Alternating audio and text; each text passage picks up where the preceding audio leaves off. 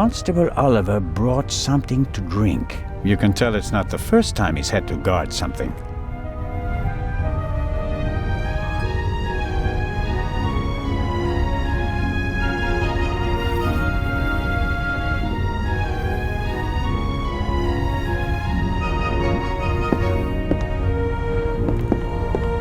It may not seem like it, but Constable Oliver is actually a very effective watchman.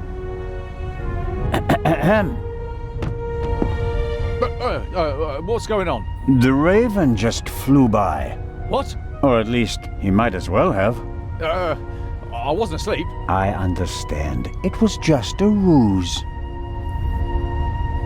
Any conclusions about a young stowaway? He's a bit suspicious, foreign and whatnot. I see. Did he act suspiciously in any way? No. The shot surprised him as much as it did me. Looked in on him earlier. Still seems to be asleep. Covered with a blanket from head to toe? Aha, he's still in there. I poked him. May I go downstairs and have a couple of words with our guest? No, you may not. Come again? Inspector Legrand wants to conduct all the interrogations himself. I'm sure he'll understand if I form my own conclusions. He ordered me to guard the door, and that's just what I'm going to do. How about a bit of individual initiative? How about letting a man do his job? Or do you think you'd be better at it? What do you think? What happened here last night? The Raven broke into the Baroness's cabin, she surprised him, and he shot her. What was he looking for in her cabin? She was a rich woman. He didn't want to steal her purse. He wanted the third key. So Legrand also told you about that? Why did he lock the door? Why not? From inside? An impressive trick. I'm not saying I know how he did it. I'm just saying that it was him. Why didn't he leave a raven feather? Are you serious? We'd have suspected him straight away. But fortunately, we still did. Let's assume that the old raven really has returned and that he really is responsible for all this. Who is he? Or she? Could be anyone. No one's ever seen the Raven. He could also be paying someone else to do his dirty work. Well, of course. It's a fact that he used to work with partners. They even arrested some of his accomplices. But no one could ever identify the Raven himself. Some claims that they didn't even know that they were working for him. Fascinating.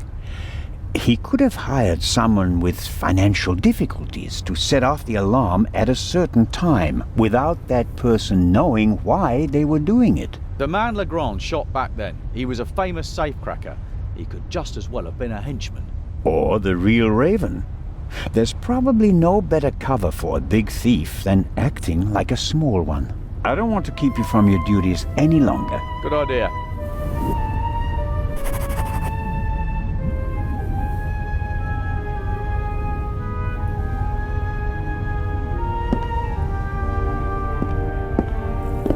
The stowaway surely didn't sleep well last night in the cargo hold, although his cell is probably more comfortable than my cabin, and more spacious.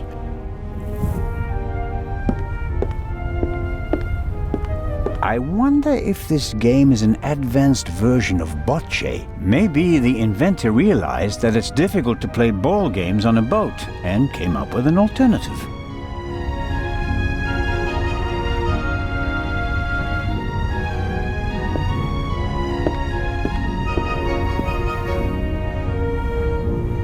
The bottle should be full of water, unless the good constable happens to have a secret alcohol problem. No way to verify that.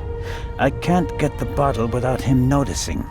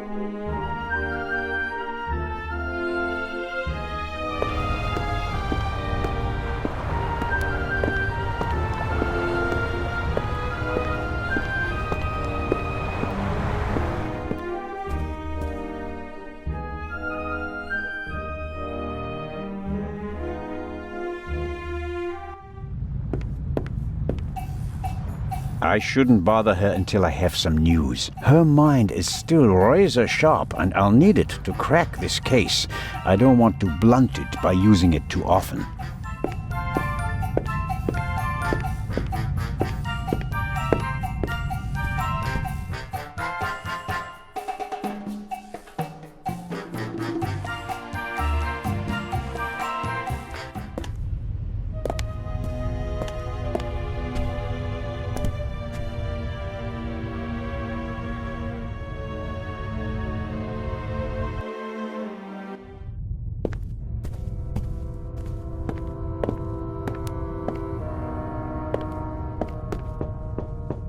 Come in.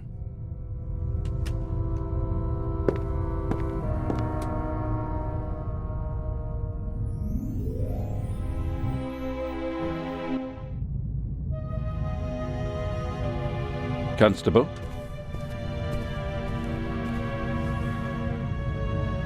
About the bullet. Here it is. Excellent. Give it to me. As I suspected, a 7.65 Parabellum Luger. Don't you want to examine it in more detail? When I have time. For now, though, we can assume that we have the murder weapon.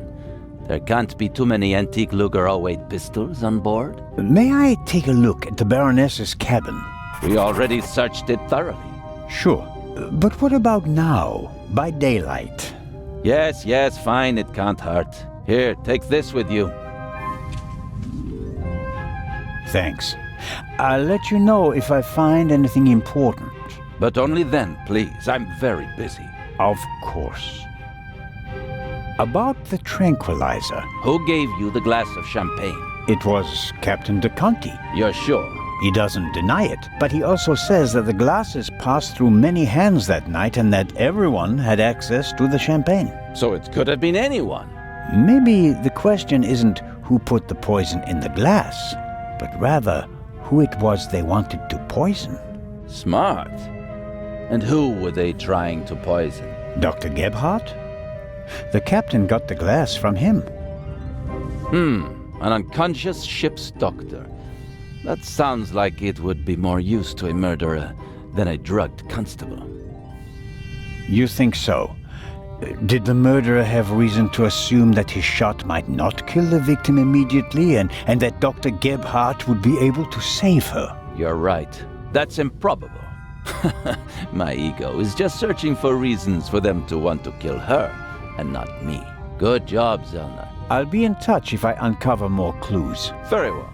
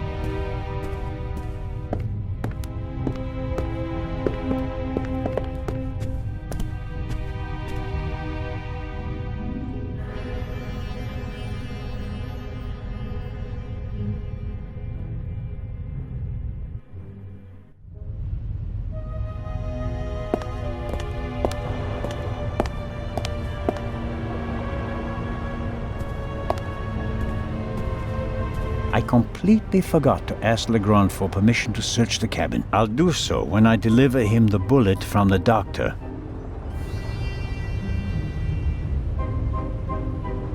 This is the first murder scene I've ever set foot in.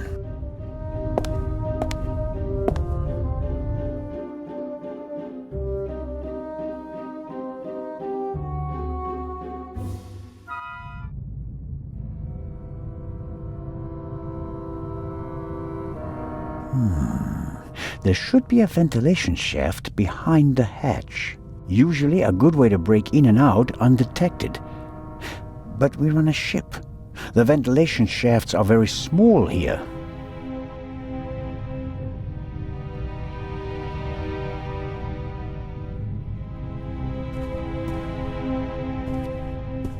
The most unportable portmanteau I've ever seen.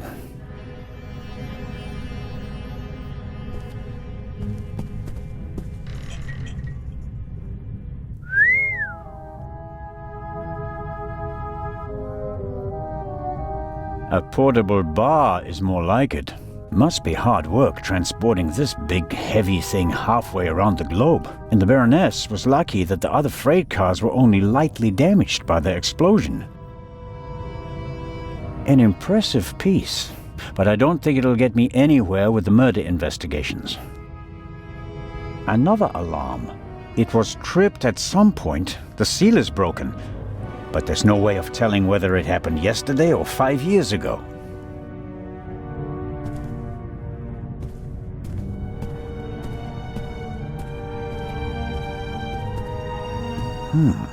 The notepad has the ship's emblem on it. I suppose all the first-class cabins have them.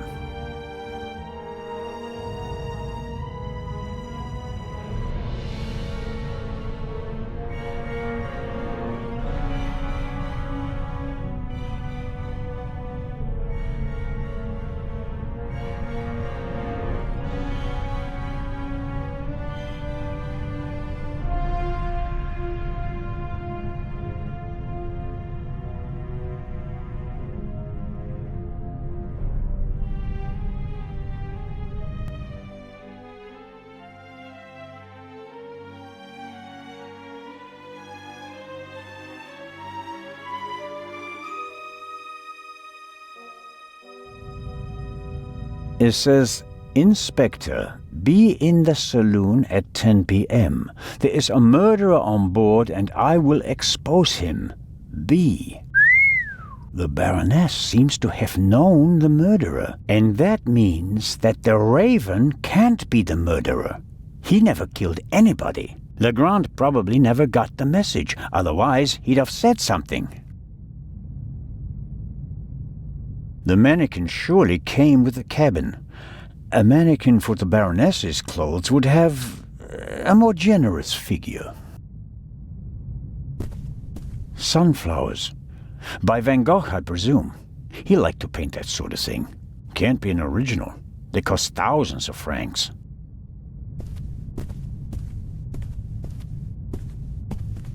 A big, ugly, and impractical vase. If it had a wider opening, one could at least use it as an umbrella stand.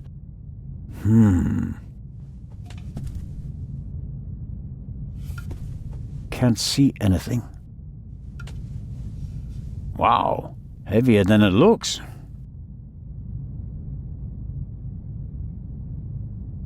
Aha!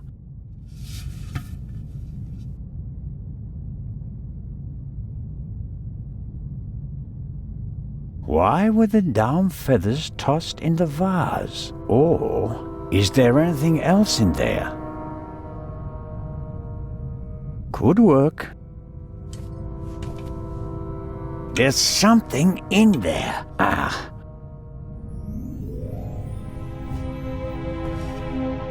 Someone stuffed this in the vase.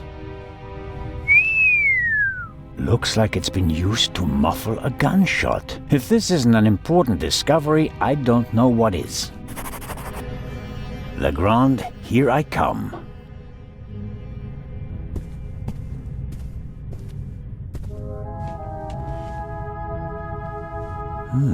A tape recorder. Must go with the built-in speakers. Probably part of the cabin's furnishings. The tape recorder is older than the hills, but it was once very expensive, top of the range, and it doesn't come cheap. Strange. There's only one reel.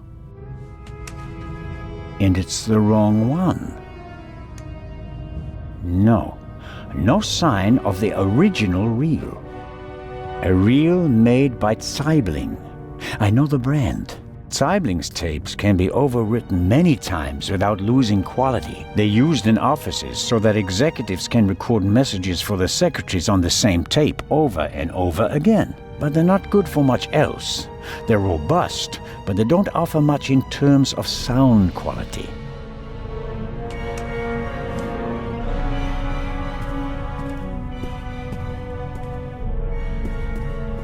There's still blood on the mattress. The sheet and the blanket have already been removed. To analyze them, I suppose.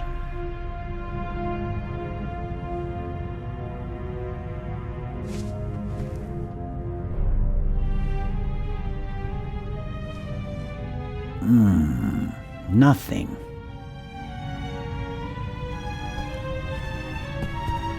The blood spot is the only sign that someone committed a crime in here.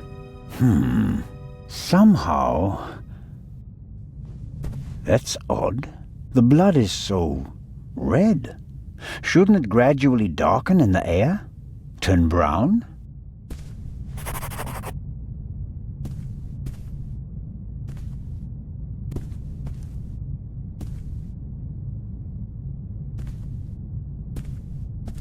Something's under there. Down feathers. Maybe from a quilt or a pillow. Nothing special. Although, it seems like one of the feathers was scorched at the top. Literally burnt. I'll take it with me.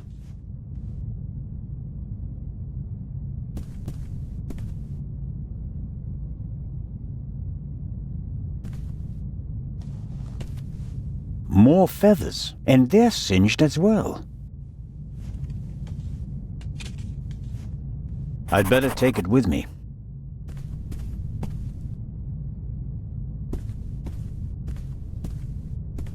Apparently, the Baroness didn't have time to unpack her bags. Or rather, didn't have time to tell her butler to unpack them for her.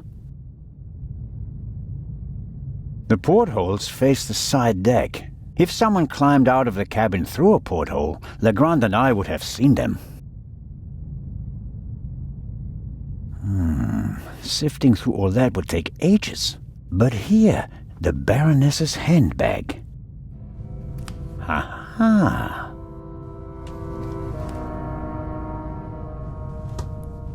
A small leather-bound book. 1964 is engraved on it. This must be the Baroness's diary. Let's see. Yes, it's a diary, all right. Difficult to read. No entry from yesterday. A brief, sober description of what she's done recently. Met Morris. Arranged benefit concert for renovation of Louvre Southeastern Wing. Times photo shoot for Eye of Sphinx. BM, poor excuse for photographer. Too fidgety. And so on.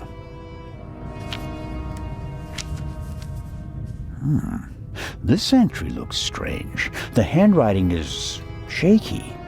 Difficult to read. Dreamt of Bobby. Yesterday would have been his birthday. Next week, Jay's.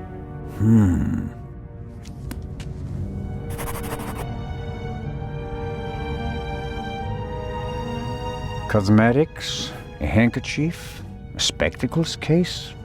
Nothing special.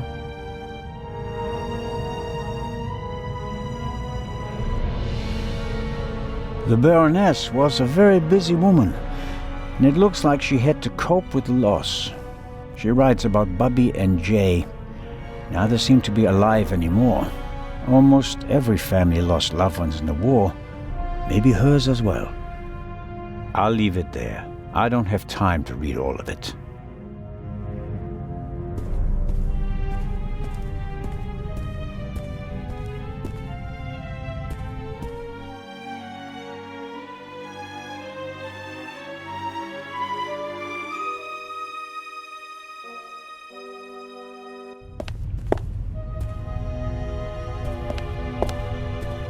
The Baroness's butler looks like he didn't get much sleep.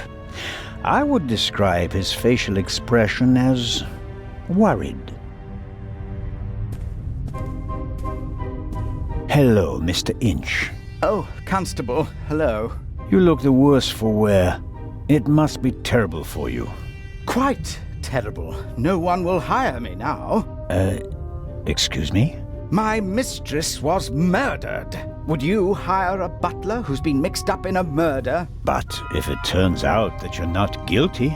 If. But what if not? Who else would they blame? There are no gardeners on this ship. I understand your problem. Under these circumstances, I'm sure you'd answer some questions that could help clear your name, wouldn't you? Of course. Did you notice anything suspicious last night? No, sir. After the Baroness went to the saloon, I went to the forecastle. I was there until the alarm went off. I went to the side deck and arrived shortly after Professor Lucien and Miss Miller. We found you and Inspector Legrand there. You were unconscious, and the inspector asked us to take care of you. Did you hear the gunshot? No, just the alarm, sir. You said you were on the forecastle. It sounded like the Baroness let you have the rest of the night off. Not entirely, sir. One of the crew informed me that the Baroness wanted to be roused at 10:15. Right. Why was that? I suppose that she wanted to toast the success of the journey with the captain and the other passengers. She hadn't intended to take a nap then. That was not her way, sir. She had a lot of spirit, shall we say, when it came to social engagements and a glass or two of champagne.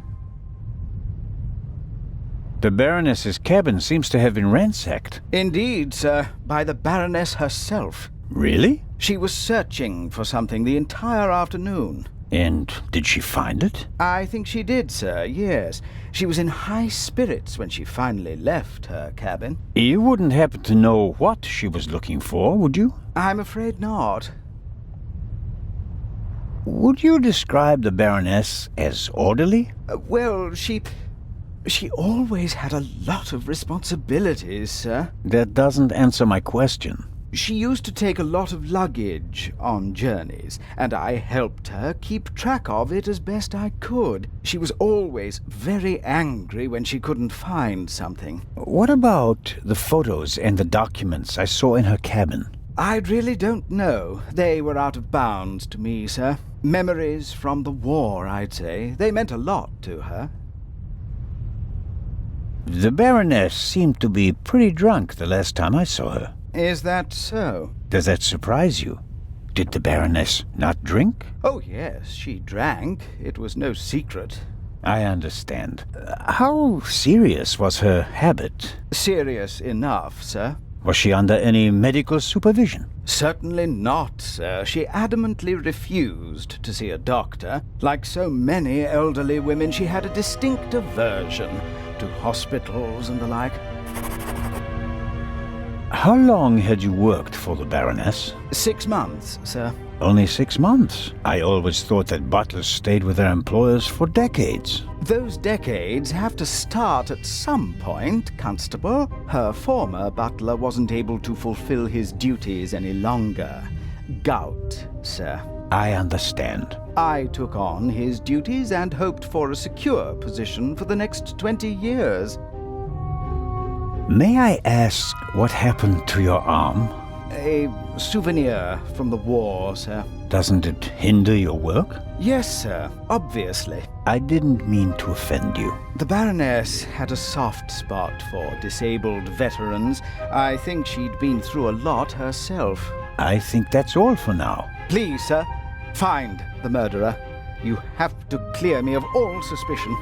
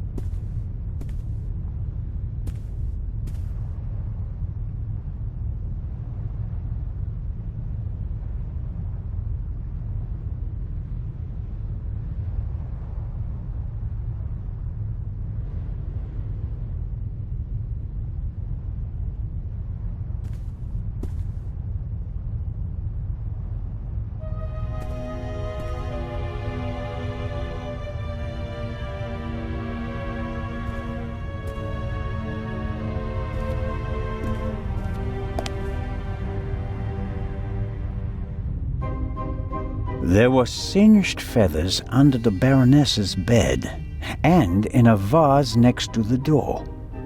That can't be a coincidence.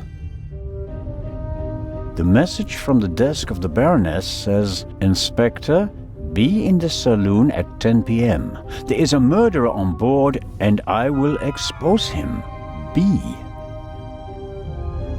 What a discovery! This pillow was obviously used to muffle a shot. Legrand, here I come. The Sibling brand reel from the Baroness's cabin, the tape that came on it, and the reel that belongs to the player are both gone.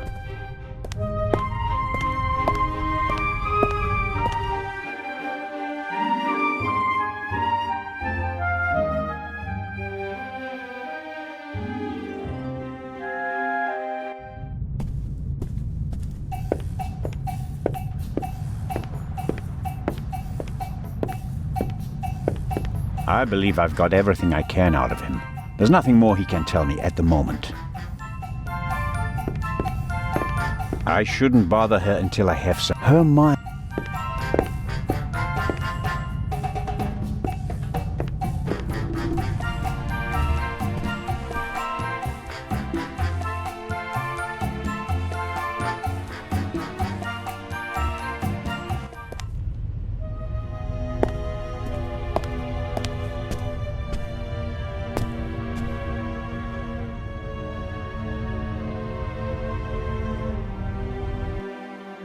A singed pillowcase is proof that there must have been a second gunshot.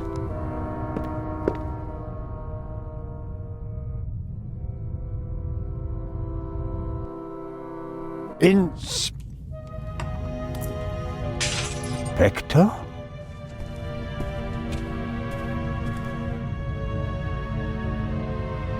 Can't you knock? I didn't realize. I'm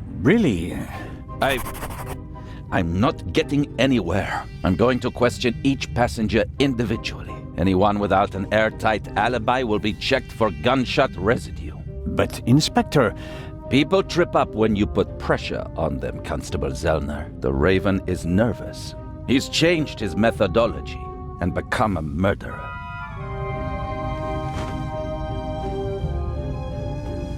I'll see it in his eyes. After you. But, Inspector Legrand...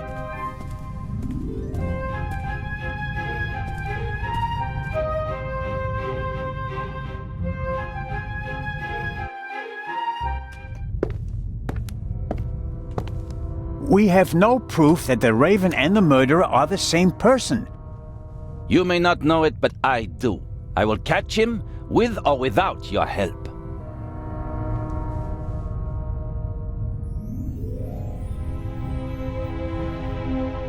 I don't believe it. What's gotten into him? Ah, well, it makes no sense to tell him about my theories if his opinion is already set. I need evidence. Or better yet, the murderer. I also need his lab if I'm going to get anywhere. I need to get in there somehow. And I really need to talk to the stowaway. He may have information, and the inspector will just ignore him since he's too young to be the Raven.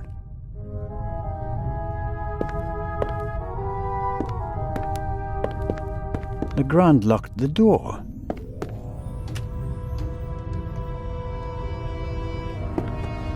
The lock isn't especially secure. If I had a wire or something like that, I could probably pick it.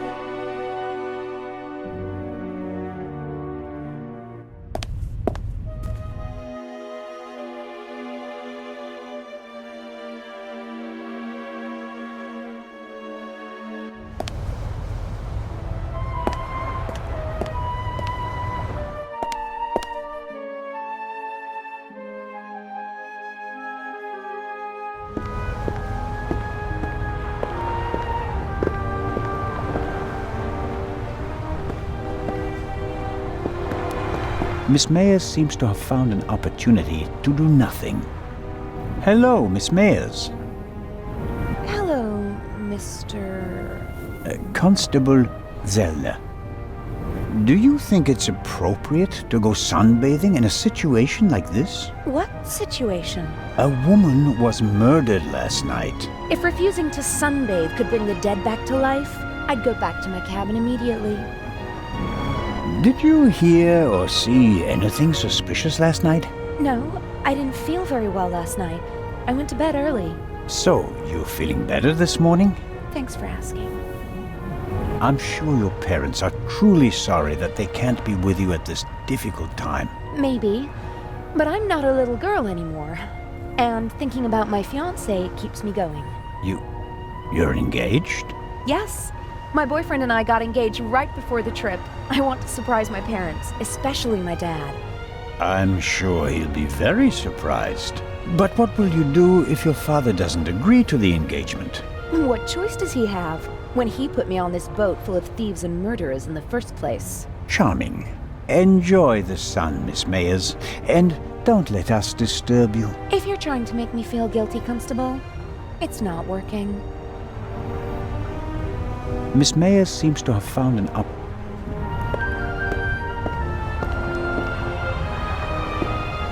These things made quite a racket last night. I couldn't hear myself think.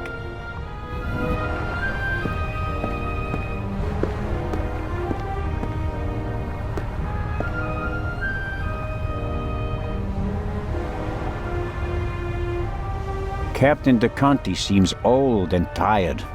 The price you pay for a life like his, I suppose.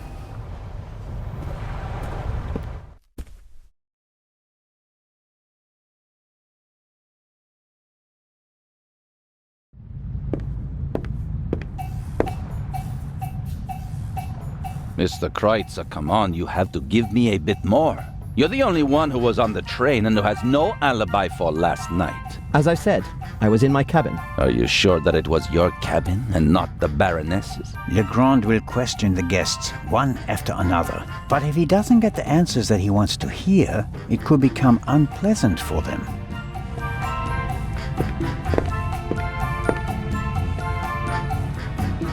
Mr. Kreutzer clearly feels uneasy. But does Legrand actually think he's the Raven? Legrand is absorbed in the interrogation. He still seems pretty annoyed. The violinist seems to be bearing the brunt of it.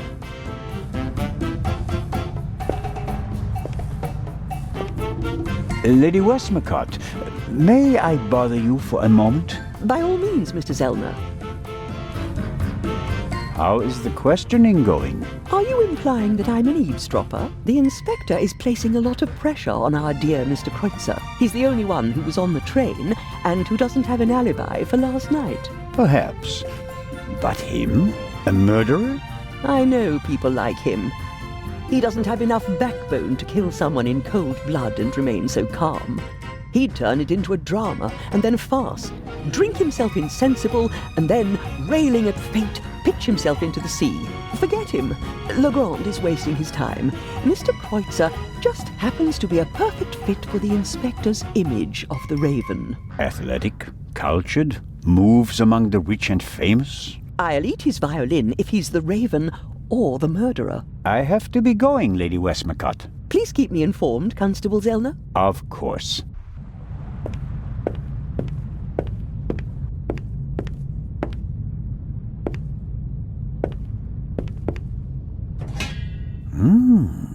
English ham and eggs. One advantage on an international trip is the international breakfast. Many of my fellow countrymen think it's outrageous to eat fried bacon, sausages, or anything heavy for breakfast. I, on the other hand, think ham and eggs are the only worthwhile contribution the English have made to international cuisine.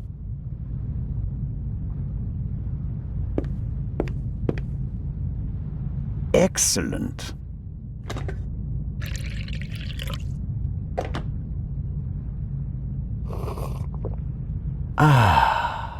That's just what I needed.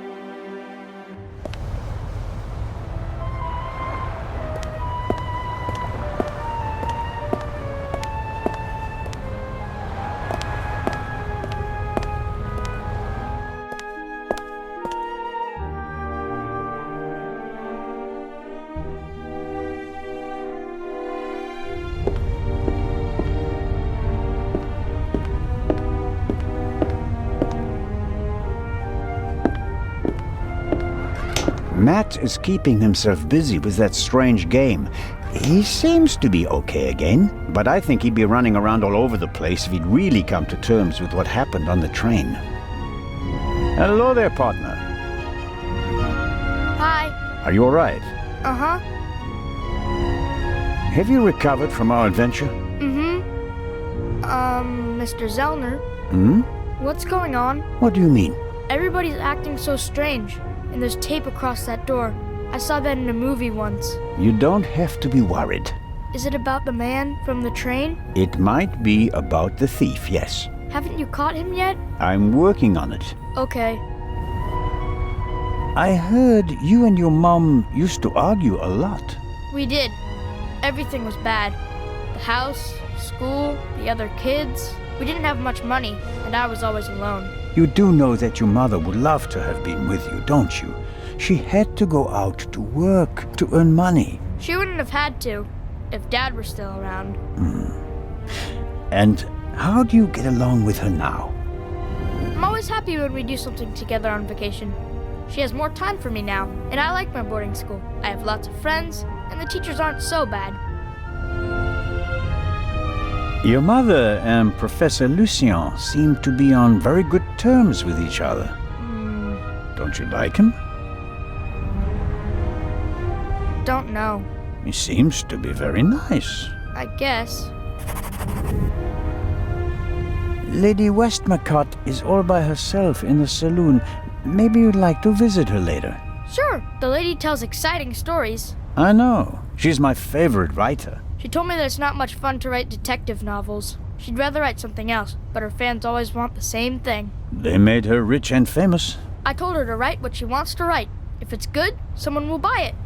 And if not, at least she had fun writing it. Then she smiled and nodded. She said it was a good idea. What are you playing there? I'm playing shuffleboard. At least I'm trying to. Never played it before. It's easy. Professor Lucien explained it to me. And who won? We didn't play.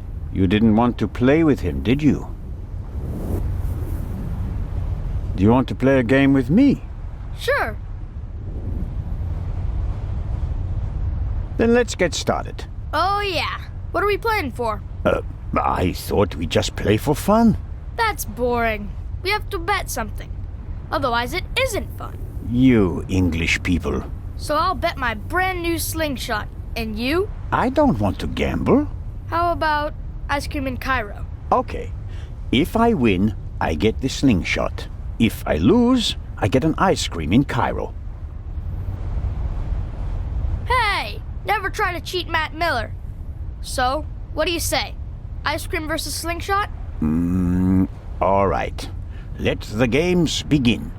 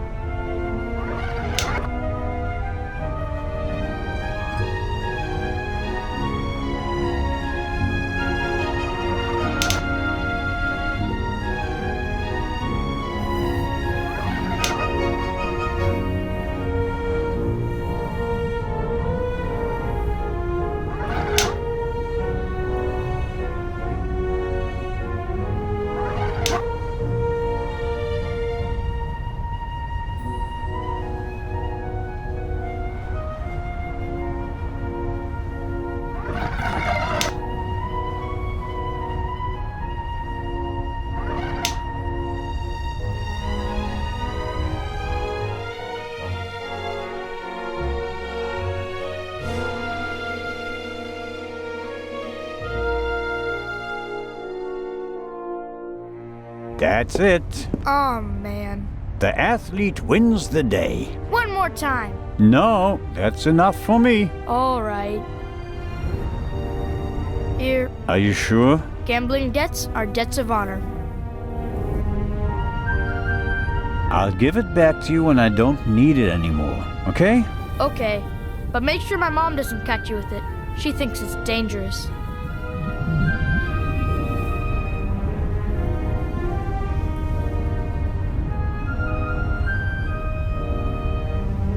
Hello, Matt. Hi there. I think you'll have to explain the rules to me first. Okay, you play with the blue pucks and I play with the red ones. You have to push the pucks with this stick into the zone over there and score as many points as possible. Sounds easy. How many pucks do I have? 6. Now here comes the kicker. First it's your turn, then mine, and so on. But everyone is allowed to shoot the other person's pucks out of the zone.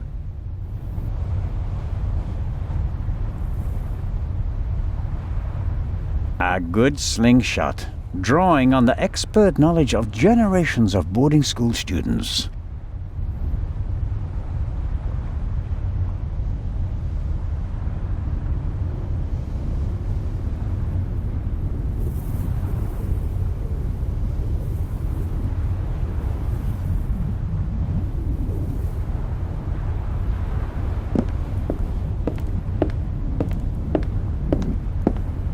Salty sea air in my old lungs, wind in my thinning hair. If I hadn't become a policeman, I could have been a sailor.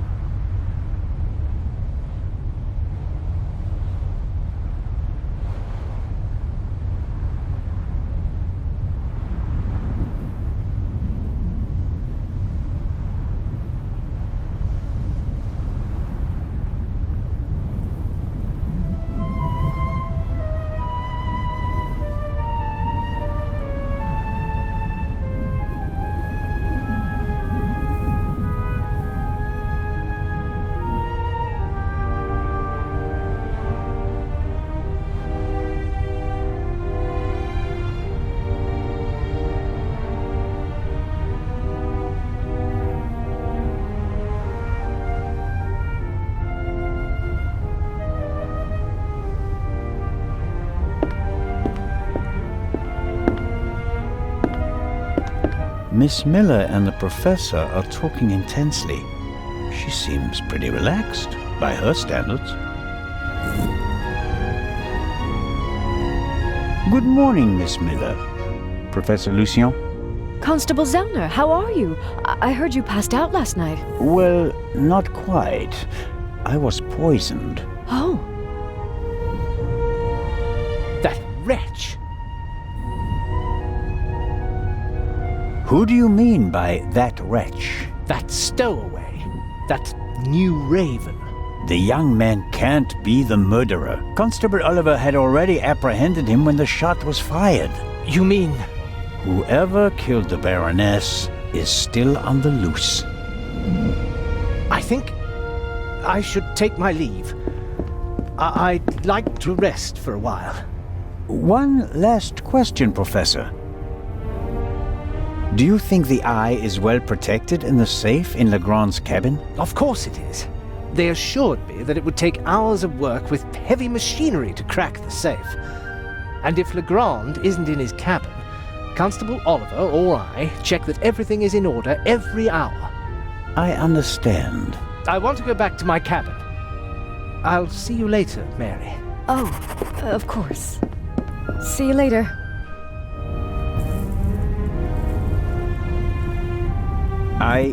I didn't want to interrupt your conversation with Professor Lucien so abruptly. I don't know what's wrong with him. Learning that there's still a burglar on board seemed to frighten him. He was so relaxed the whole time, and then...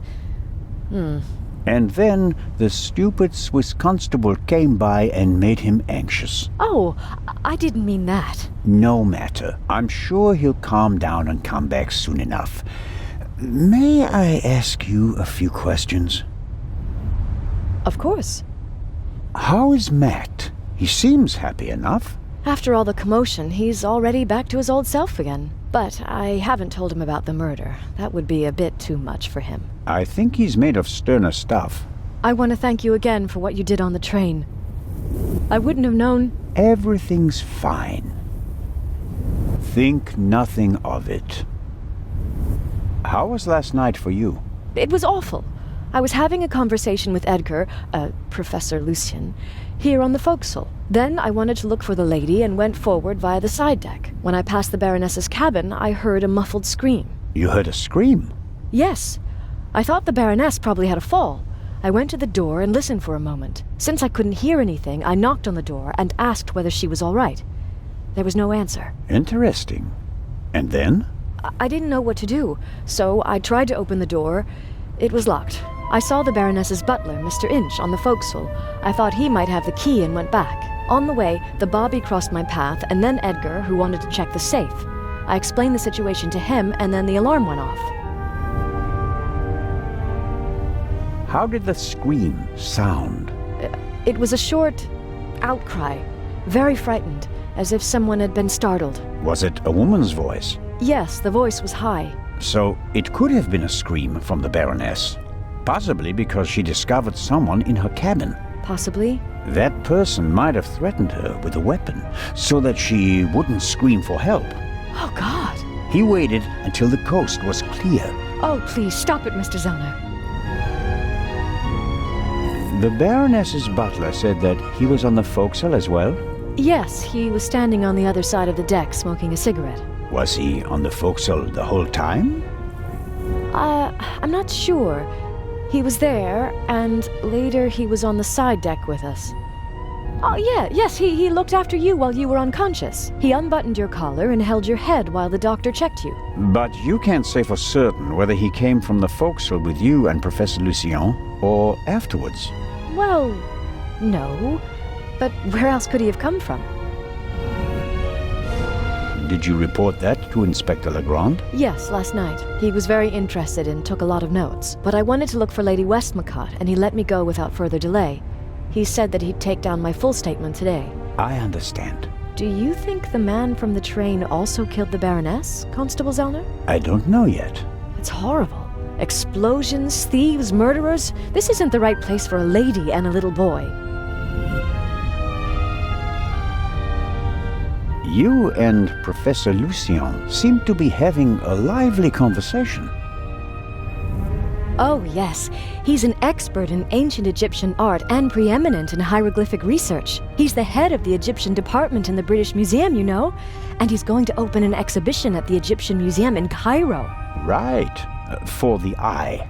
They had planned on exhibiting both jewels together for the first time in decades, but that's not going to happen now, sadly. I think it's quite upsetting for him. We're working hard to ensure that at least one eye will be on display. I know. I'll ask Lady Westmacott if she'd like to participate in the opening of the exhibition. I think it would be good for her. And Professor Lucien will surely offer you a private tour.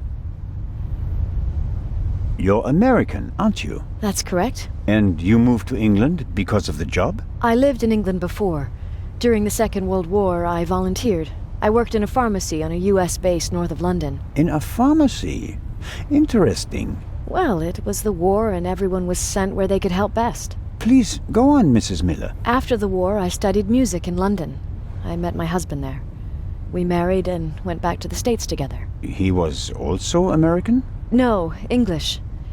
But he said he had problems with his family and he wanted to be as far from them as possible. And you gave up your studies for him? Well, yes, I did.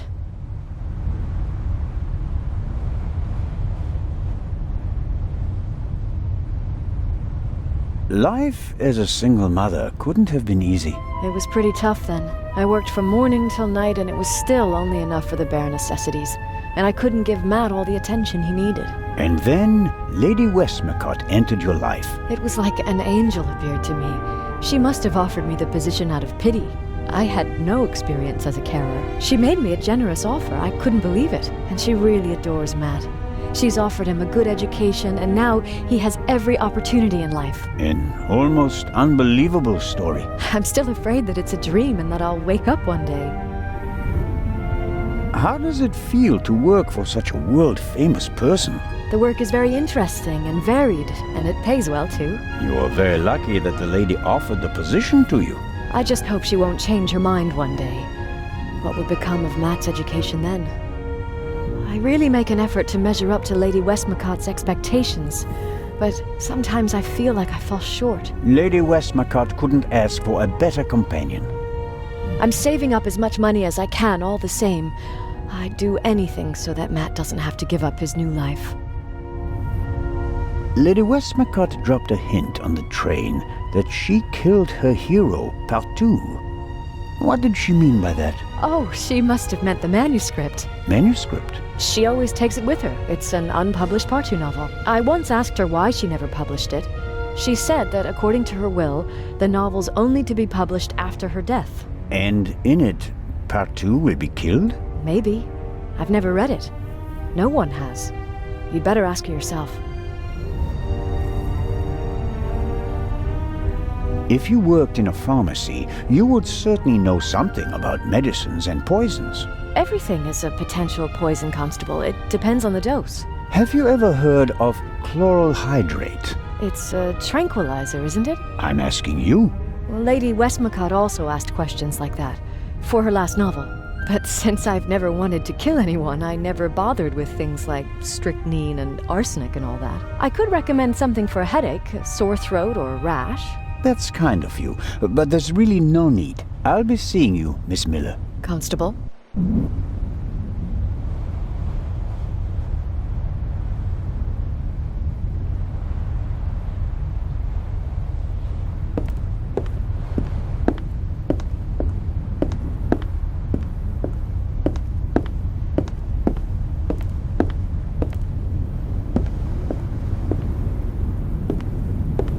Ahem. What do you want? Inspector Legrand is questioning the first of the passengers in the saloon. And? It will be hours before he gets to the stowaway. And? We'll save time if I question him. We'd also save time if you stopped asking me the same things over and over again. I will not let you in. What time is it, by the way? Got an appointment? No, but I'm hungry. Go and get yourself something. I'll mind the door in the meantime. Aha. You could bring me something, though.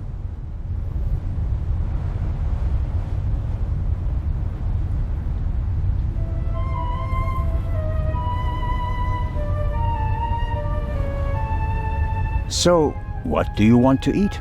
Oh, anything. An apple or something like that. There's ham and eggs in the saloon. Can't touch him. Why not? Sergeant Mills. Hmm? He's responsible for the fitness of the unit, and he'll chew you out if he thinks you've packed on a few pounds. I see. Leave it with me. Yeah, thanks.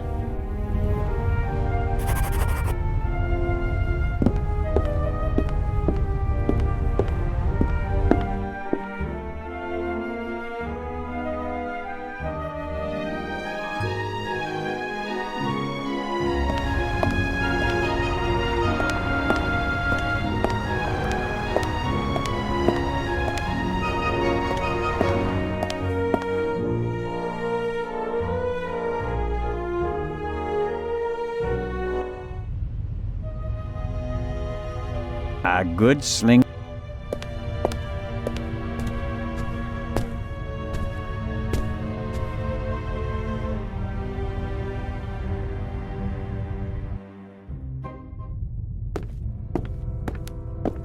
Aha!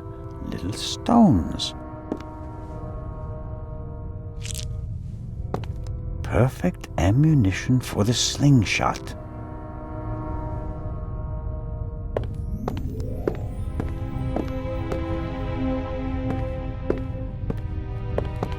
We're lucky that the Lydia has a well-stocked medical center at its disposal. I suppose it was added during the war. A ship of this size wouldn't normally have a full medical center.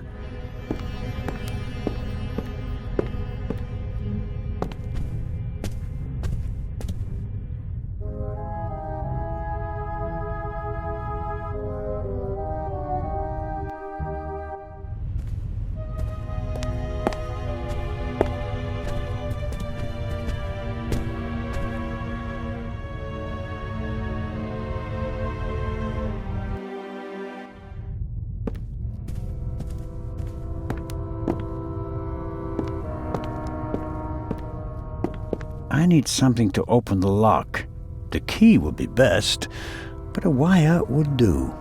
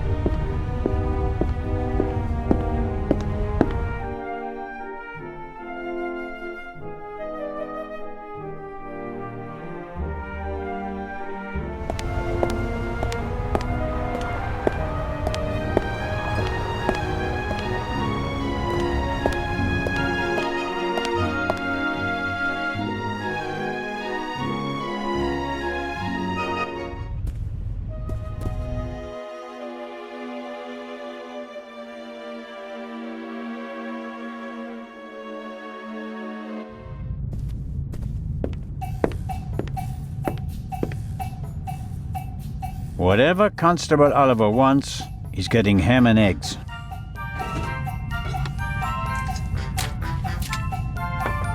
And just a pinch of salt for our friendly constable.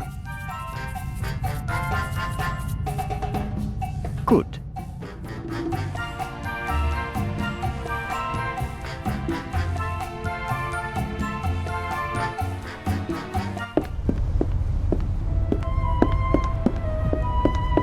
Constable Oliver. Huh? Ham and eggs, piping hot. Oh, I shouldn't really. I don't see anyone here who'd rebuke you.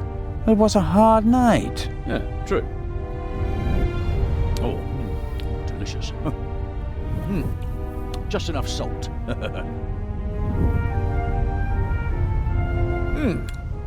Oh, that was good of you. Cheers. You don't expect me to wash your dirty dishes as well, do you? Oh, of course not, Your Majesty. Oh, that was a proper meal and no mistake.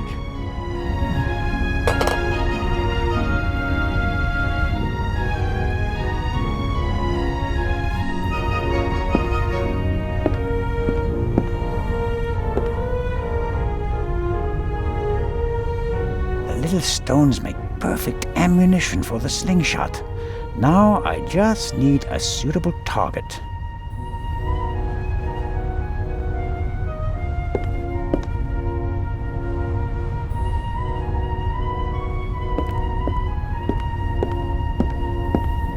All right.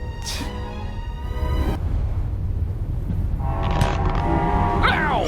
Ow! Ow! Ow! Ah! Hey, Zelda, what in blazes was that? What? Something hit me! You mean someone shot at you? Yes, well, no, I don't know. Didn't you notice anything? I was riveted by the fantastic view. We Swiss aren't used to seeing the horizon like this.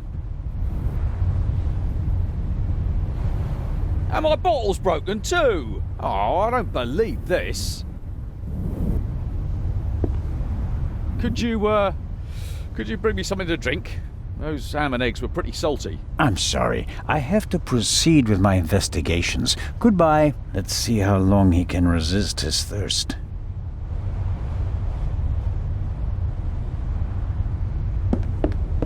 Not long at all.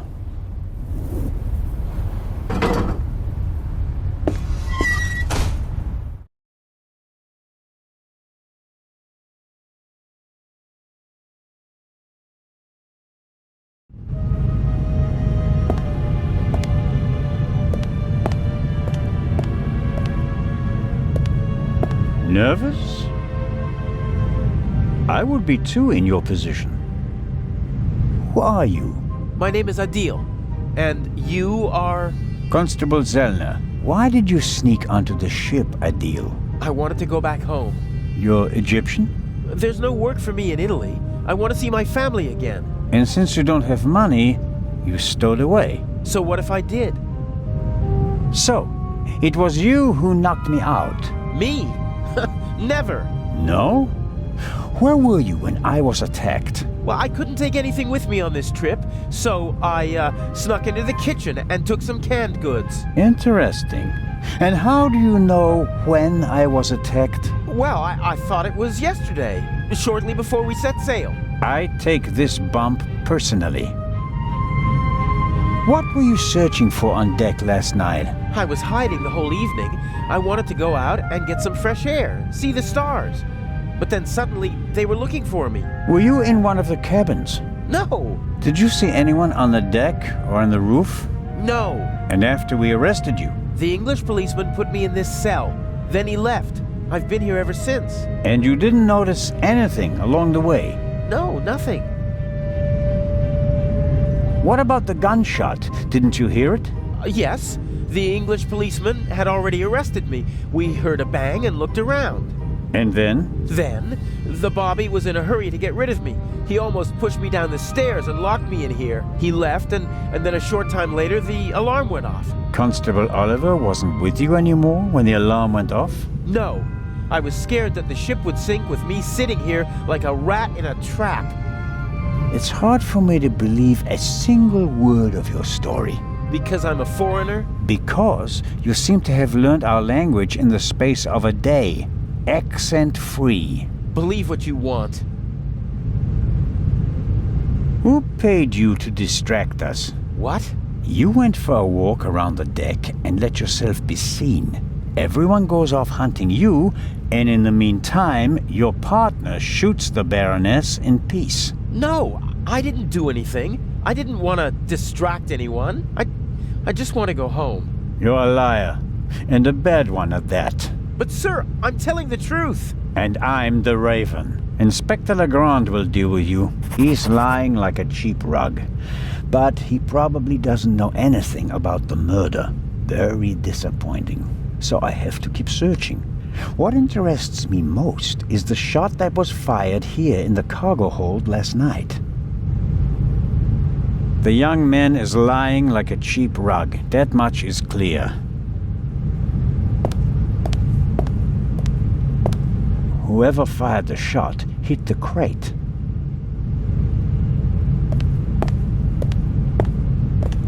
The cargo hold also seems to serve as a changing room for the crew, at least for the ones who don't wear white uniforms. A stroke of luck. The lock is open. Oil-stained overalls. And here, an old toolbox. It's been through a lot. Hardly any paint, dented, and the lid is held shut by a wire. I'll take it with me.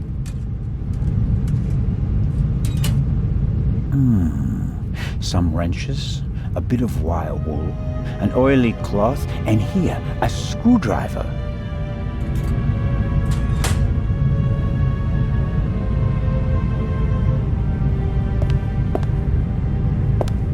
Did the shooter just want to intimidate me? Or maybe he needed the bullet.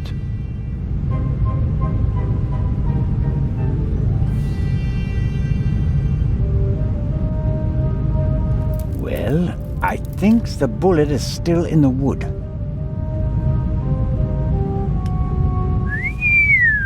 I'm not a weapons specialist, but at first sight I'd say that this bullet looks exactly the same as the one Dr. Gebhardt gave me for Legrand. That would mean that the murderer also fired a shot here in the cargo hold before the murder. But why? Did they just want to make sure the old guns still worked? Or was it something else? And did the bullet really come from the same gun? I can only check that in Legrand's cabin.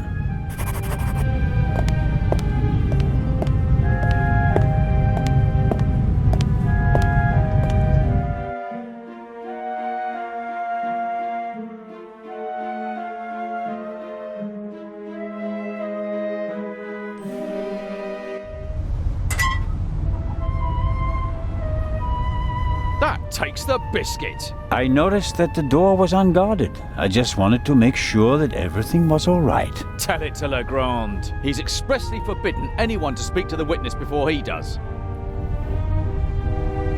Don't act like that. Legrand can't manage all this alone. We're a team. Only until the end of this case. Legrand already knows and gave his approval. Really? So you don't mind me confirming that with him then? All right, let's go to Legrand and tell him what happened. You fell asleep and then you left the door unguarded. Well, are we going? No, but don't try it again. Of course not.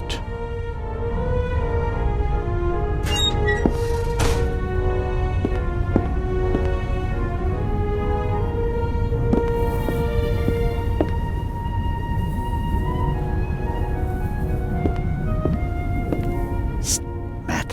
What? Here's your slingshot back. Really? Thanks. You're welcome, but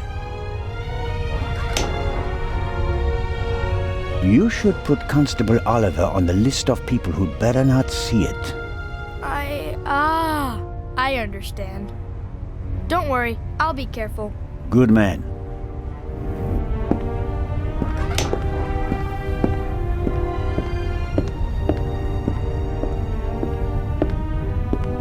The constable is battling exhaustion. For his sake, I hope he wins. He can't expect any leniency from Legrand. I don't know what else to ask him at the moment.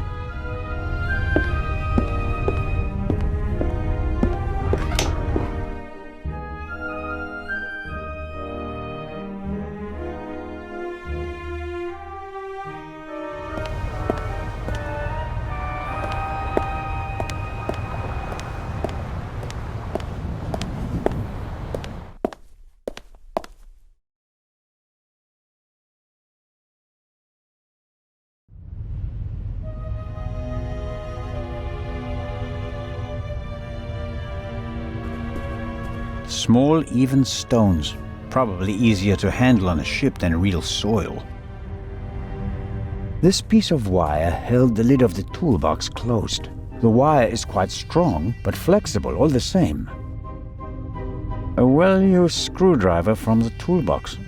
I don't see anything special. The bullet resembles the one that the doctor removed from the Baroness's corpse. But I can't be certain until I check it under the microscope in Legrand's cabin.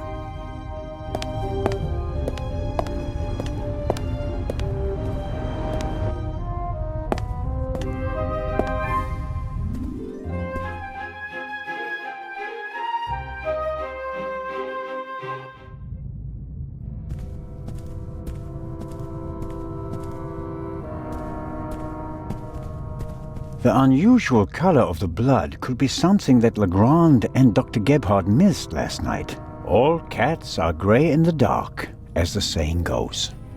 I should take a sample.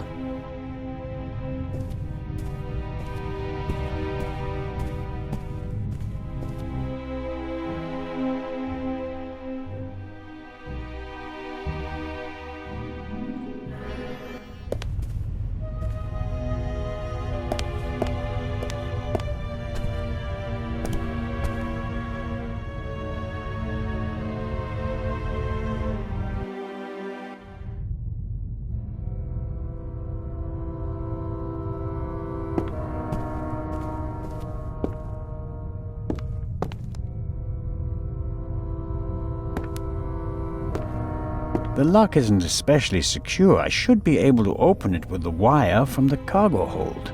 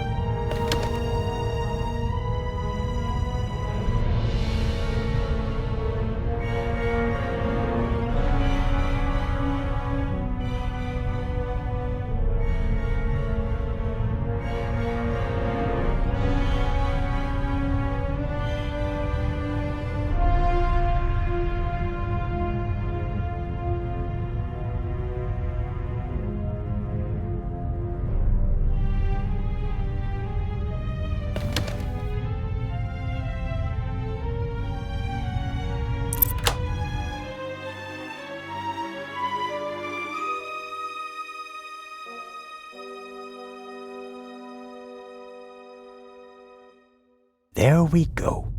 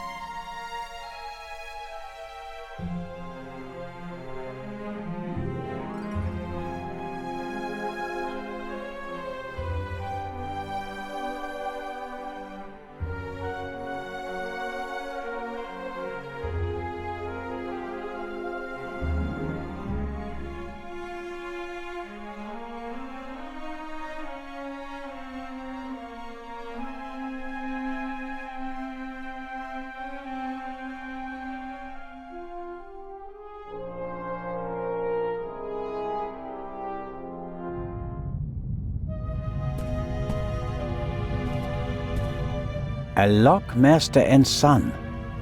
Tough to crack. If I wanted to steal the eye, I'd concentrate on getting the 3 keys.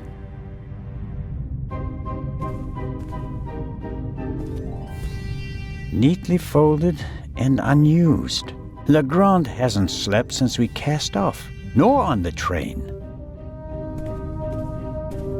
Legrand must have taken and developed the photos himself. He even made copies and enlargements. He seems to be prepared for everything, with access to more resources than a normal detective. Another alarm. It was tripped at some point, but there's no way to determine when. Smells like chemicals. Legrand probably developed the photos in here.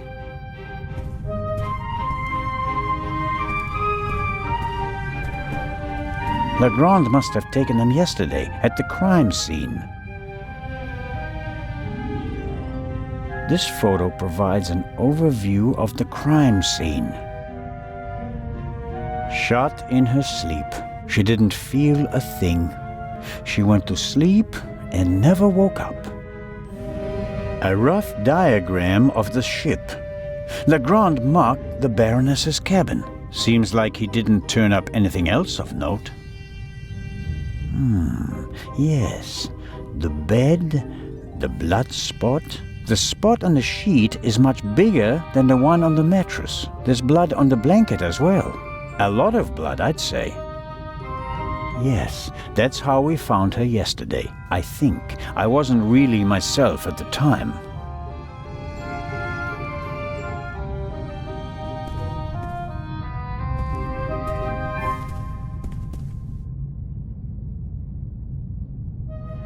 Aha!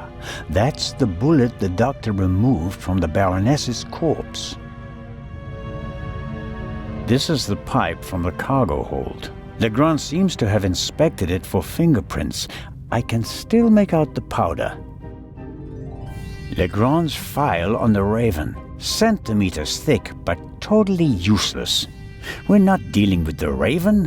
Why can't he see that? Our man is ruthless, a bomber, and quite probably a murderer. There's nothing written on the bottle. I suppose it's some sort of stimulant, legal or not. Legrand has been awake for at least 30 hours straight, maybe more.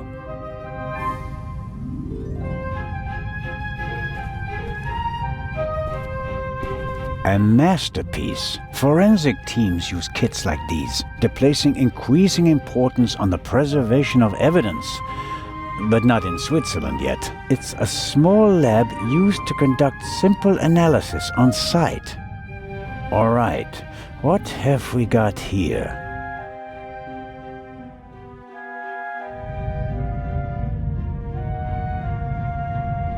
Half of the tools in this box will be interesting for an archaeologist as well. Actually, forensics and archaeology are really quite similar to each other. The goal is to find out what happened, whether a few hours ago or a few centuries ago. Good Lord. For forensics in the woods or the open country, I suppose. No use on a ship. Fingerprints are overrated. Smart thieves wear gloves, or they make sure that there are too many fingerprints at the crime scene to check them all. I'm sure Legrand could work magic in this alchemist lab. Me, I'm just awestruck. A small glass bowl for mixing chemicals.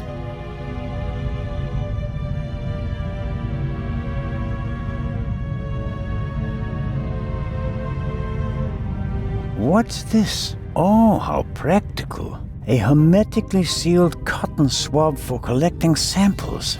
I'll take it.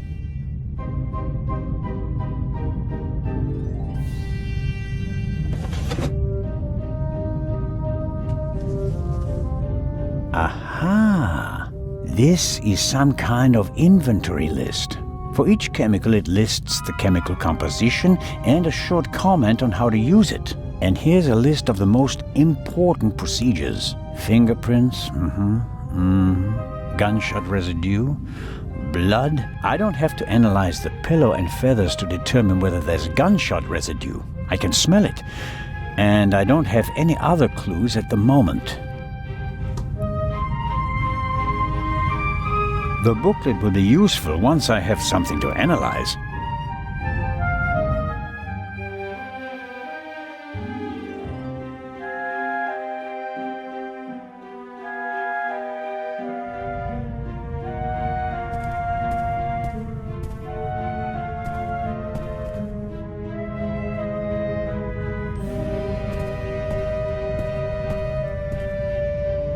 A microscope.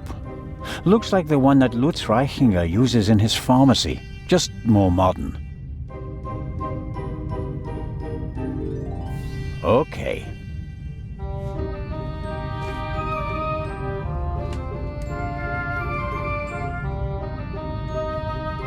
All right.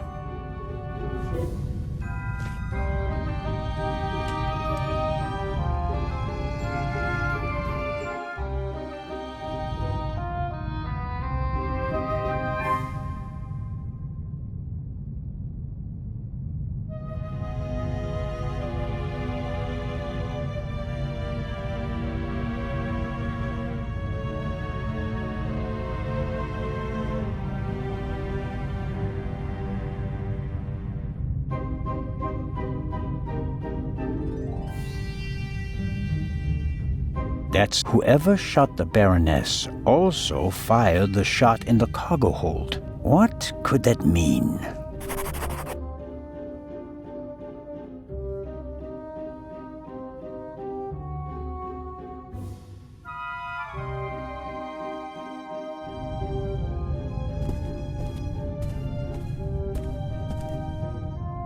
Well, you screw...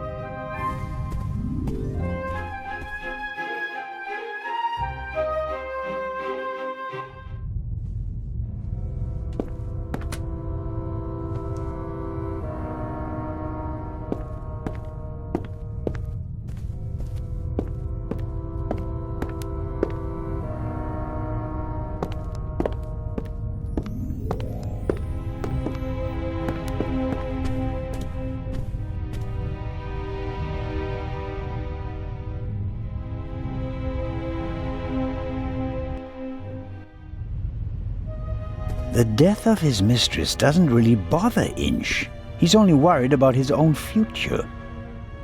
The death of...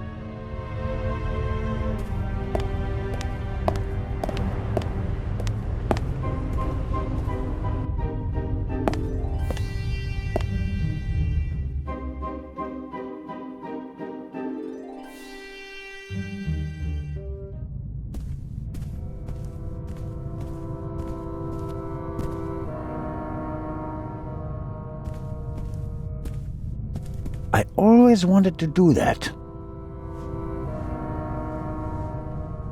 That should be enough.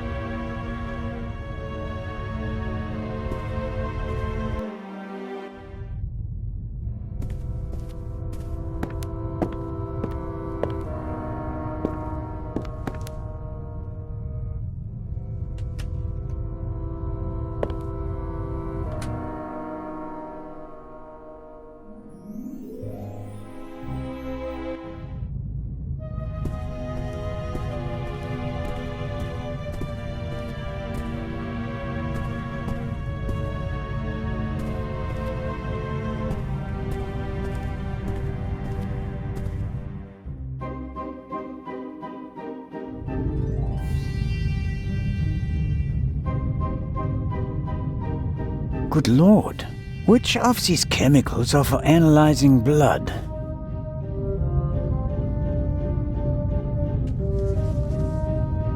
Wasn't there something about blood samples? Fingerprints, gunshot residue, blood. Well, it explains how to confirm that something is blood. That's a start. You have to mix luminol and a hydrogen peroxide solution and then drip or spray the mixture on the blood. The solution turns blue and glows even if there's just a very small amount of blood. Okay then, luminol and hydrogen peroxide.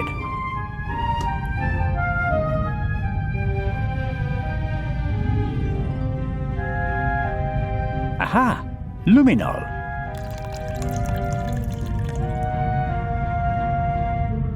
And there's the hydrogen peroxide. I'll mix it with the luminol in the bowl. Okay. I can detect blood with this mixture. The clear solution turns blue if it comes into contact with blood. Okay, I'm filling the pipette and putting it down very carefully.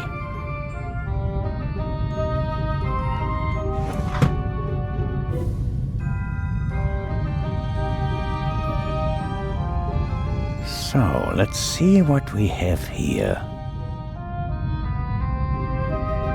No blood. Not the slightest reaction. If I didn't make a mistake, and it wasn't that difficult, then the spot on the Baroness's bed isn't really blood. But if it isn't blood, what is it? And more importantly, why didn't Dr. Gebhardt notice anything? He was supposed to have examined everything. I'd say it's time to visit the medical center.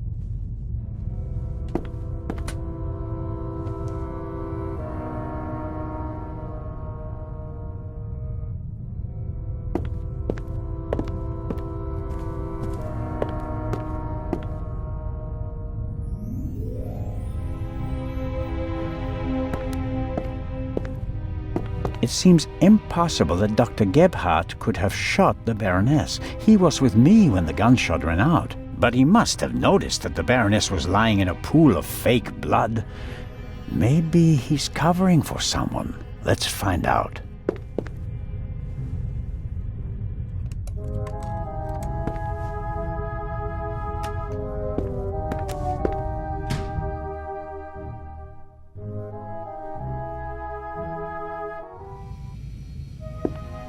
It's probably for emergencies, in case a passenger falls down and can't walk anymore. Possibly due to rough seas, or maybe the captain's well-stocked bar. The sink looks like it's been cleaned recently. I can't say whether it was cleaned to comply with the hygiene regulations, or whether there was another reason.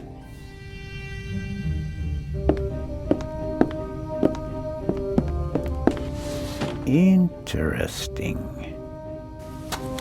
A tape on a reel. The reel belongs to a much better player, like the one from the Baroness's cabin. I can't be certain that this is the reel that was missing from the Baroness's cabin, but it seems quite likely.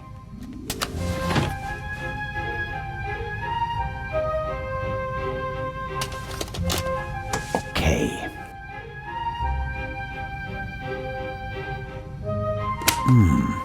Nothing. Strange. There!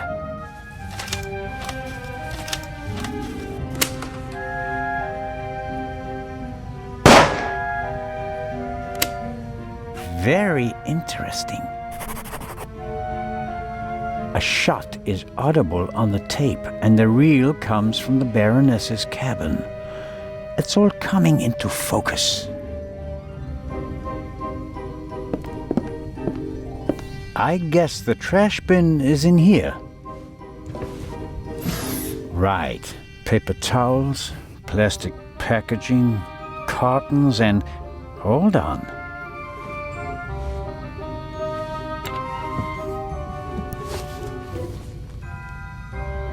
What's this? A burst rubber glove. It's knotted, and there's a red liquid all over the inside that looks like blood. I bet good money that it's the same fake blood I found in the Baroness's cabin.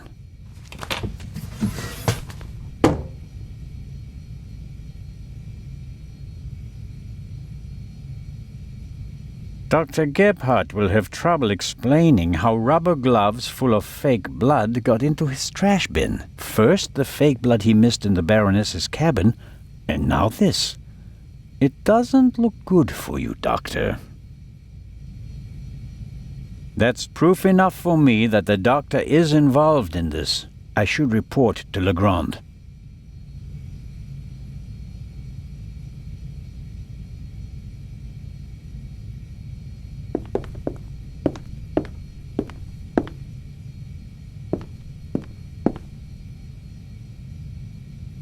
The Baroness lay in a pool of fake blood.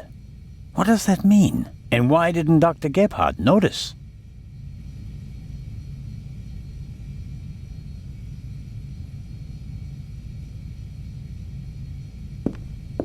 Time to pay Legrand a visit. No! No, no, don't!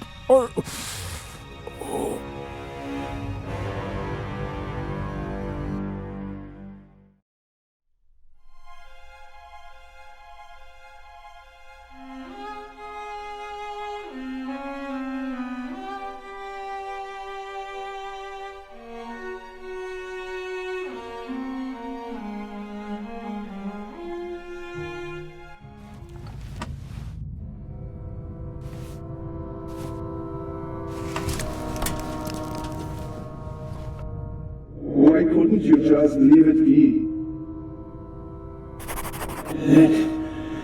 Let me go. Why are you doing this to me? You and the Baroness. Dr. Gebhardt, I don't know.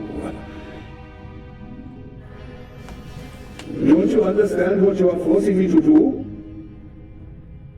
You don't have to.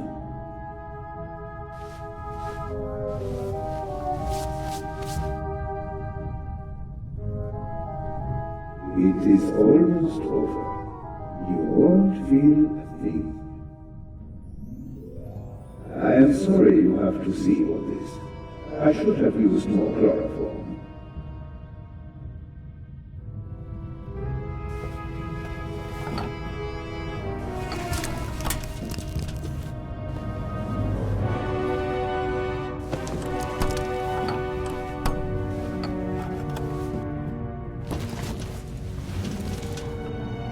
A pair of scissors. All ready.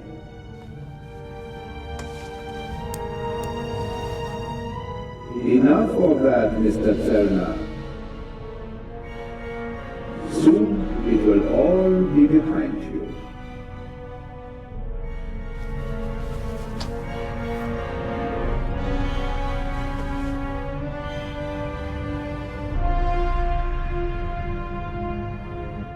I am sorry you have to see all this. I should have used more chloroform.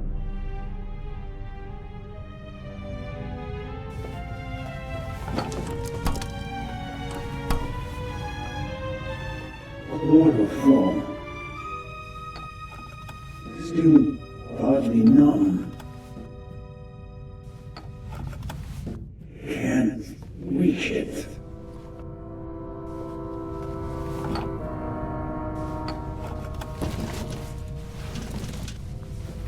A pair of scissors. Arms are bound. Can't. All ready.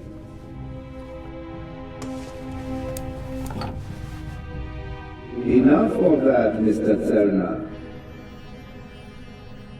Soon.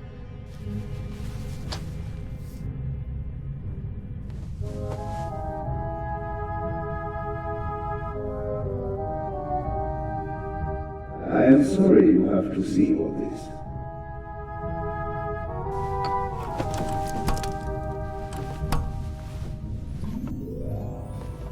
I have to distract him. Chloroform? I had it in my bag, just in case. You were supposed to be asleep. I am not a monster, you know? I have nothing against you. Nothing at all. But what can I do? You forced my hand. It's your fault. Yours alone. Keep talking. Why? Why did the Baroness have to snoop around? Why did you have to snoop around? And that glove there, you want to plant evidence on me, yeah? I left no evidence, there is no trail, and yet you can't just leave me in peace, can you?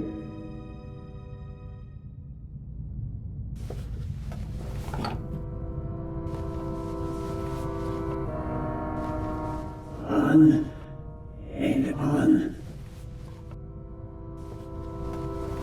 And what next? Heart failure happens a lot at your age, especially given your background. I am still considering whether I should throw you overboard. Don't leave evidence. No evidence. But what if I'm seen? My plan was perfect. And then you ruined everything!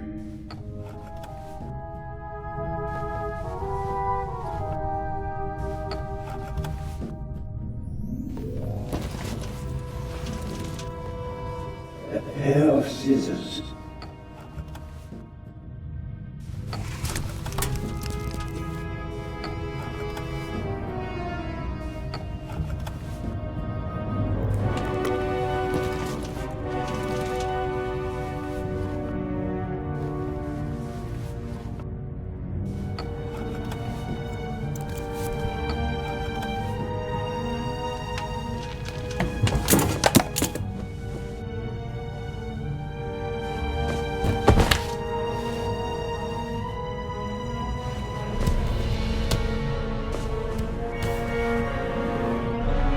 Take it easy, Mr. Zellner.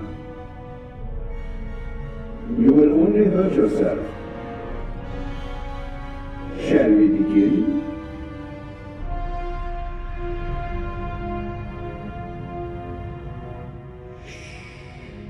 It's almost over.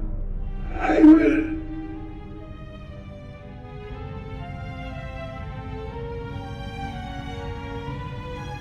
Are you okay?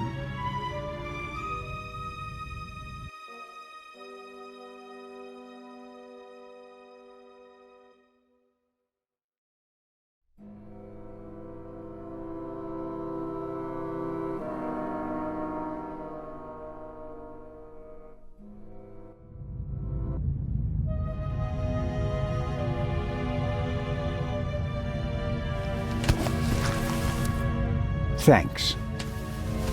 A wet towel works miracles. I told you so. Out with it then. What were you doing down there? Inspector, at least let the constable recover his breath. He almost killed himself. Me? No. Dr. Gebhardt would have taken care of that for me. Where is he? Gebhardt is vanished without a trace. We're searching the ship from top to bottom. One at a time. Tell me, Zellner, what did you find out? Dr. Gebhardt killed Baroness von Trebitz. Impossible. Do you have proof? Besides the fact that he wanted to kill me? But wasn't the doctor with you when the shot was fired? The gunshot was just a distraction. It wasn't the shot that killed the Baroness. But how? The shot that we heard was a recording. The Baroness had a tape recorder and good speakers in her cabin. Good enough to make the noise audible on the upper deck. Is that just your suspicion, or do you have proof? I don't have proof, but that's how he could have done it. Could. Anything could have happened. Don't be like that, Inspector. All right. Inspector Legrand! Let's pretend you're onto something. The shot we heard was just a recording. What happened next? We all ran to the Baroness's cabin. She lay comatose in a pool of blood. Dr. Gebhardt pushed past you so that you couldn't get too close to the Baroness. He examined her and pronounced her dead. There was no reason for us to doubt him. The shot, the blood, the Baroness lying there lifelessly. But she was only unconscious, knocked out by the chloral hydrate that the doctor had poured into her glass shortly before. The doctor had a glass in his hand when you came in. He wanted to remove the evidence, but you gave me the glass instead, Captain DeConti, and unintentionally knocked me out as well. Nonsense. There was blood everywhere. And the Baroness is certainly dead enough, isn't she? Then who did shoot her? And when?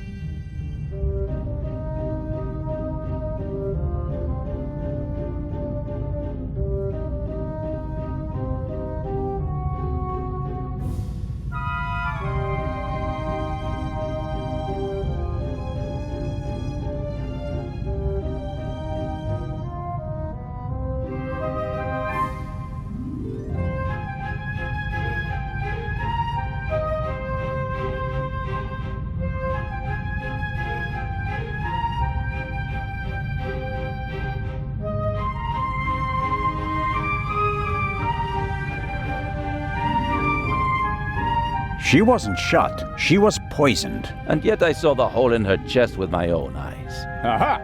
She must have been shot. Well, ingenious. Where was she shot?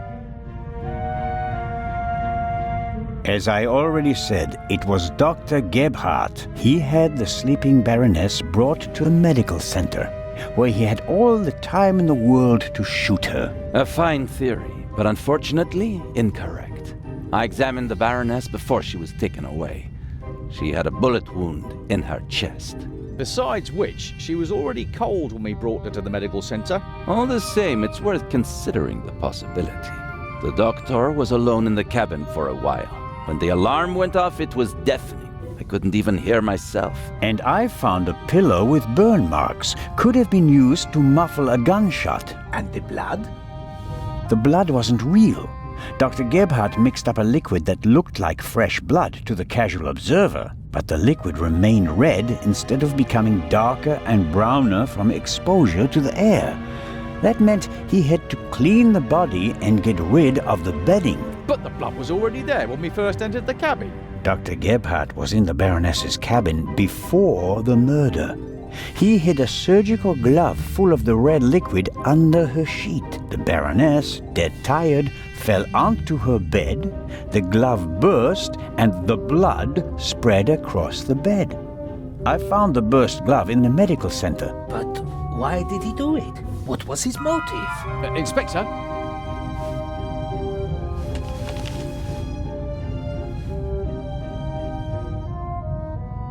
It had to do with the Eye of the Sphinx. The Baroness was supposed to bring one of the keys to Cairo. So Dr. Gebhardt was the Raven? I don't think so, but perhaps he was working with him. No, no, no. Do you have anything to contribute, Constable?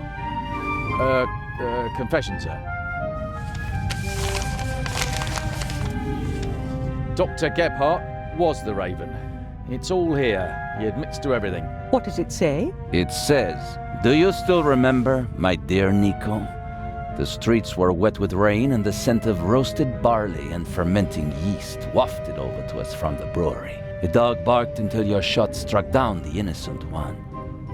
After that silence, not a single sound except for my soft steps fading on the wet cobblestone street. They made a hero of you, and I, at last, found peace. At least until the urge returned. Some of us are not made for retirement, my friend. I thought they would assign this case to you, and that thought pleased me. We'd finally find out who was truly the better man. And it pains me now to have to admit that you and your little gumshoe got the better of me. You drove me into a corner, forced me to make mistakes. I congratulate you on your triumph, but no one will confine the Raven to a cage. There is but one way out, and that is by my own hand. Farewell, Raven Hunter. R.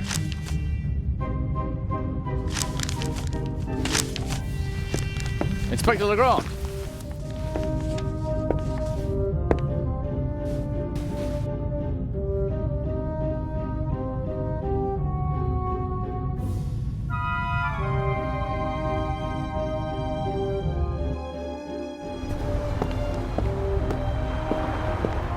Inspector? I was right. I told them all, over and over again. But no one would listen.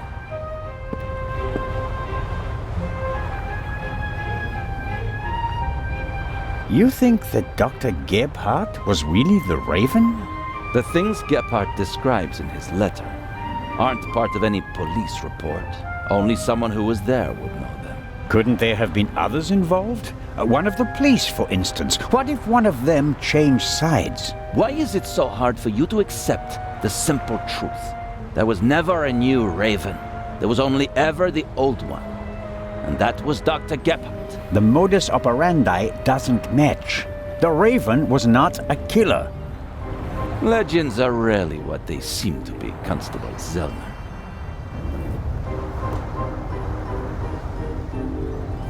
Then who was the man who was killed back then? William Jackson, a petty thief, committed some burglaries together with his brother. Talented, but not world-class. And they thought he was the Raven. Some people thought it was part of his disguise. If you're a debonair master thief, what better disguise than pretending to be a common crook? From time to time you let them catch you pulling small jobs, and no one ever imagines you're capable of a major heist. But you didn't believe it. I had my doubts, but everyone congratulated me and those doubts were pushed aside. It was like being caught in a storm, but eventually the storm passed and my doubts were still there. But not this time? No doubts telling you that Gebhardt isn't our man? It must be him. What about the handwriting, the wording? Does the farewell letter match the Raven's other letters? Yes, it's his handwriting, his words. I've read all the Raven's letters, all of them, over and over again. I never thought it was possible. A resurrected Raven. The Raven was never dead. I shot the wrong man. But that man had the stolen goods, didn't he? So he must have been in league with the Raven. One could hardly call him innocent. Where do we go from here? We deliver the eye and then I'll contact Paris. A task force will compare all of Gebhardt's known residences with the Raven's activity. And if there are any inconsistencies? You're welcome to keep an eye on the safe if you can't let it go. The ship will remain in Cairo for 1 day. That's all the time you'll have to catch your own Raven. I already have mine.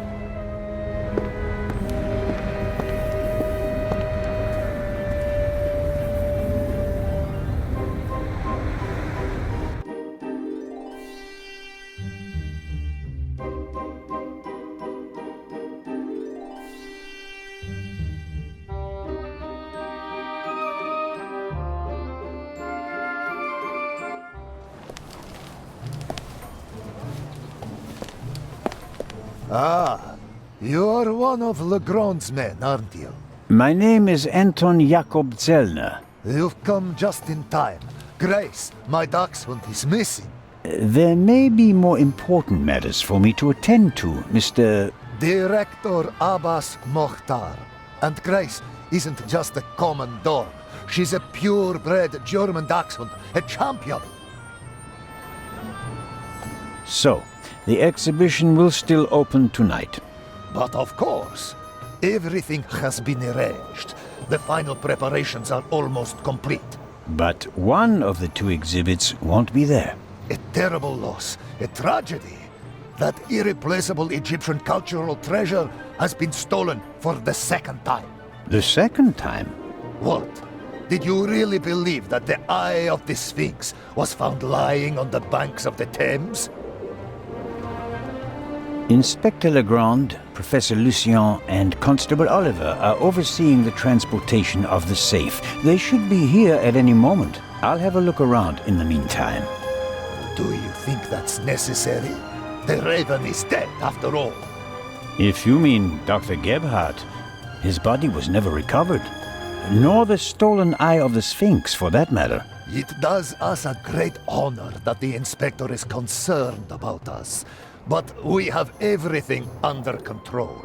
Legrand isn't as concerned as he should be. But I am. Is the museum closed? Yes. Only carefully selected guests may enter the museum during preparations for the gala. And of course, you're one of them, Mr. Constable. What can you tell me about the museum's security system? One of the best on the market. And the second eye will still be exhibited in our special treasure chamber, which is extra secure.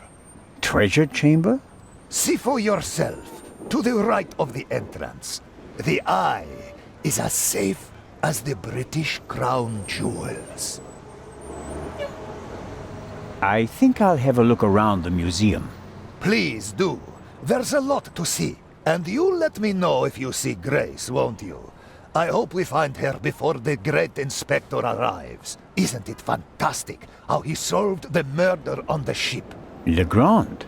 Of course. It's in all the newspapers. The murder of the wealthy Baroness von Trebitz, and how the great Inspector Legrand identified the murderer in just one day. It's the stuff legends are made of. You should count yourself lucky to have the chance to learn from him.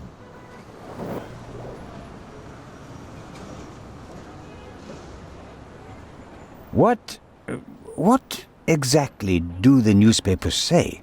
Everything. It's fantastic. Someone on board must have informed the press immediately.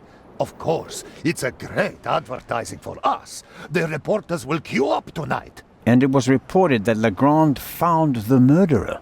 Of course! Who else? Well, I wasn't exactly uninvolved. Of course. Legrand surely has assistants, but honor to he who deserves to be honored, right? Well then. Be seeing you, Constable. Grace! Here, Gracie. My sweetheart. Where are you? Oh, Mr. Inch. Mr. Inch. There you are. I am so sorry. Baroness von Trebitz was a good-hearted woman. She did so much for the museum. As you say, sir. And you? Are you leaving so soon? I'd like to go back to my hotel. These last days have been such a strain. First, you sneak into the museum without greeting me, and then you want to leave just as quickly? I didn't want to disturb you, and we'll have time enough tonight. Yes, you simply must come tonight. I wanted to present Baroness von Trebitz with a medal. Now you'll have to accept it. Of course. If you insist, sir. The Baroness paid for all this. Without her, there wouldn't have been an exhibition or a gala. She was very generous. Yes, she was. If you'll excuse me now. Constable Zellner, I want to thank you again for all you've done. You saved me, you could say. My pleasure. See you tonight.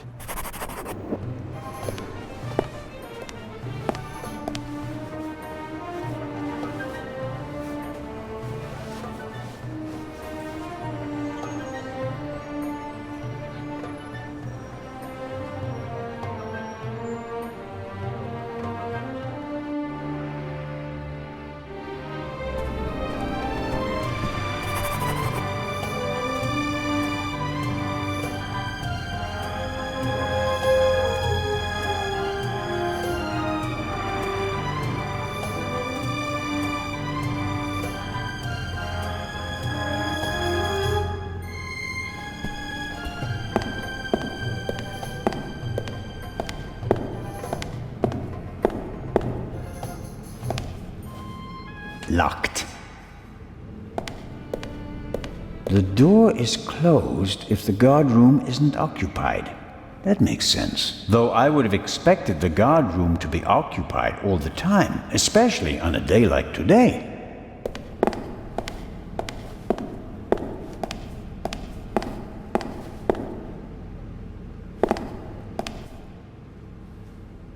Miss Miller, I'm glad to see you here. Oh, Constable Zellner. I heard what happened to you on board. Awful. Truly awful. All's well that ends well.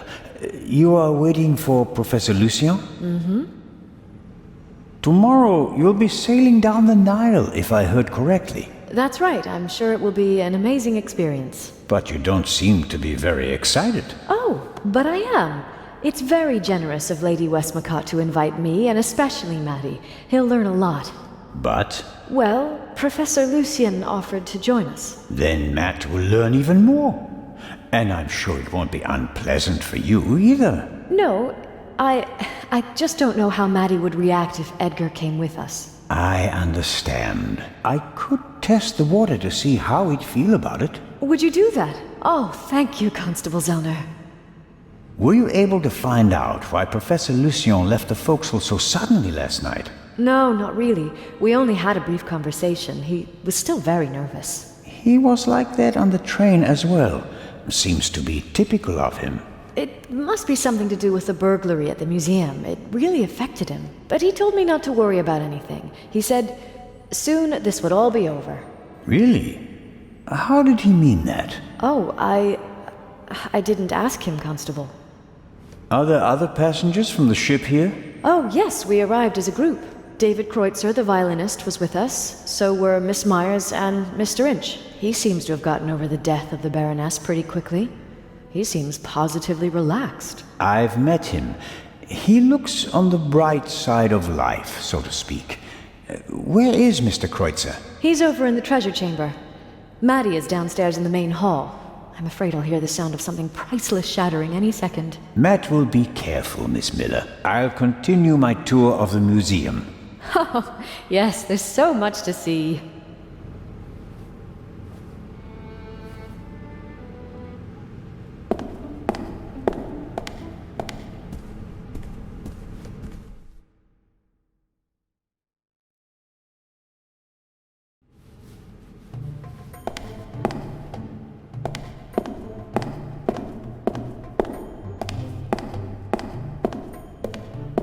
Ah, I've heard of this.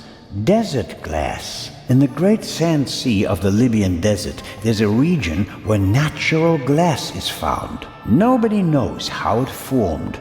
The valuable material was often used for jewelry in ancient Egypt.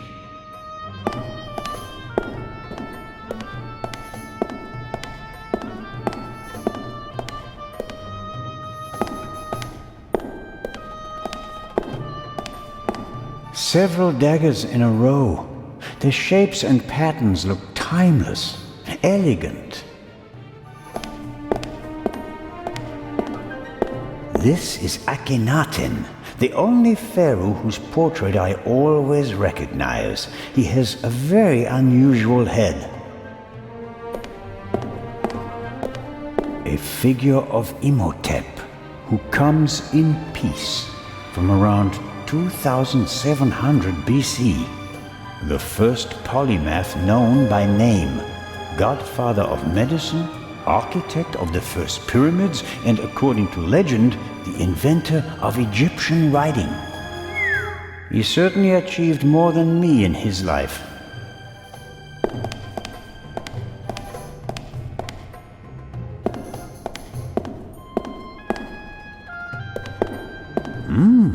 Aha! This shows how the ancient Egyptians were able to move the heavy blocks of stone to build their pyramids and temples. They used ropes, wooden sleds, and poles as levers.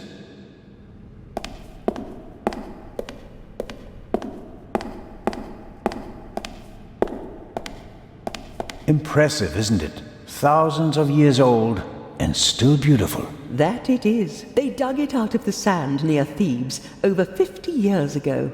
I was there. Really? I met my husband there. He was an assistant on the dig and was ordered by the director of the excavation to take care of that writer. I financed many excavations in the following years. here in Egypt and in the Near East. I visited my husband, together with our son. It was the best time of my life. But a museum is no place for nostalgia. What can I do for you? You've had a long and successful life, Lady Westmacott. What's that supposed to mean, Mr. Zellner? That I should be ready to leave the stage? Because I'm not. Oh, I didn't want... I'm here because life is here, Constable.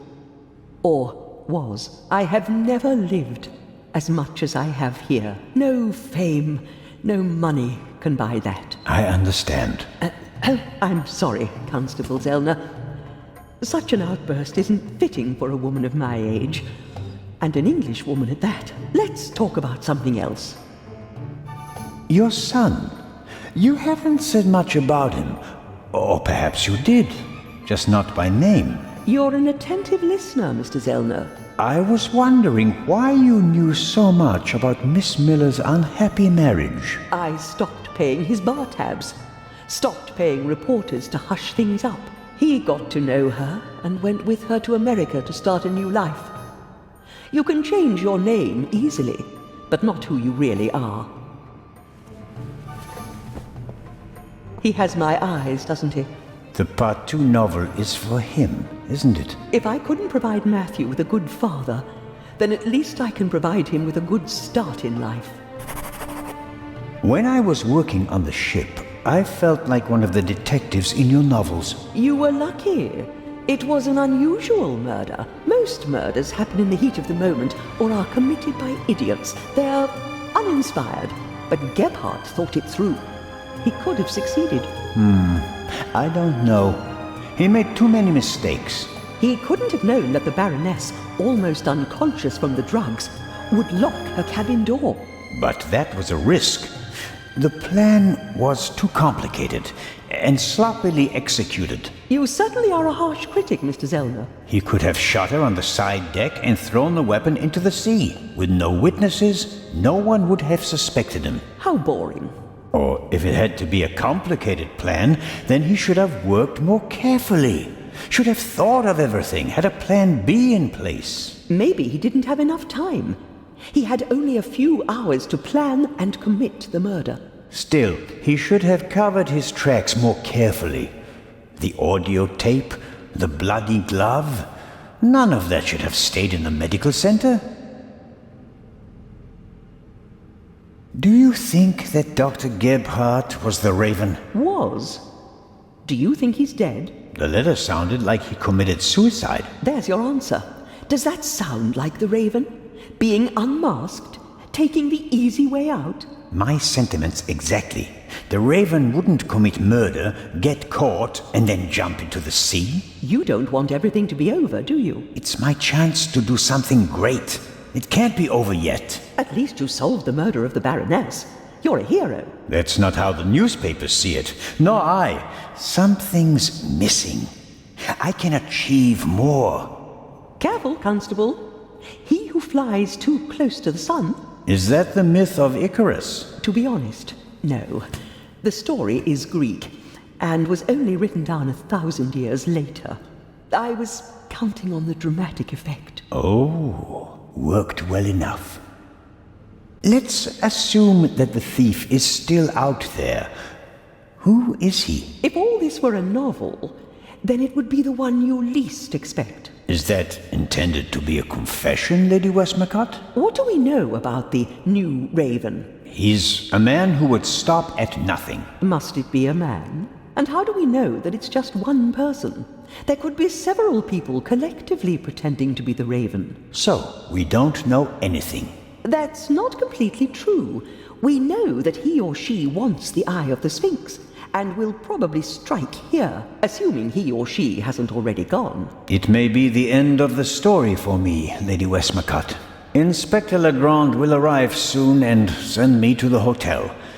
I'll return tonight for the gala, hoping all the while that the Raven does dare to attempt a burglary. Tomorrow morning, I'll have to return to Switzerland. What an unsatisfactory ending that would be. It wouldn't be a triumphant ending, but it could be worse. At least you'd still be alive, Constable. Will you attend the gala tonight, Lady Westmacott? But of course, the antiquities, the delightful atmosphere, and who knows, perhaps there will be another spectacular burglary. And your cruise? The ship doesn't leave until tomorrow, and believe me, I'd cancel the cruise for this. As always, it was an entertaining and enlightening chat, Lady Westmacott. I'm going to miss our little chats, Constable Zellner. Goodbye.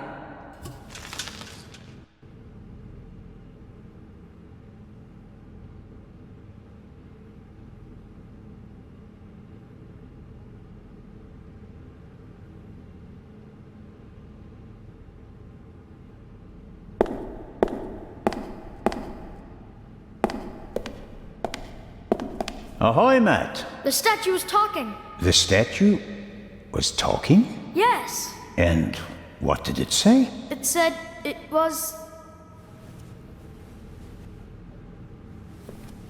That's a very bad word. I know. And an English one. Don't you think it's odd that an old Egyptian statue speaks English? Don't you think it's odd that a statue speaks at all? That would have been my next question. And, is the statue talking to you right now? Do you think I'm nuts? No, of course not. I just thought you might have much better ears than me. Ears that can hear statues. Some cop you are, Mr. Zellner. This is a mystery, and you're just making jokes. You're right. It's just... Don't you believe me?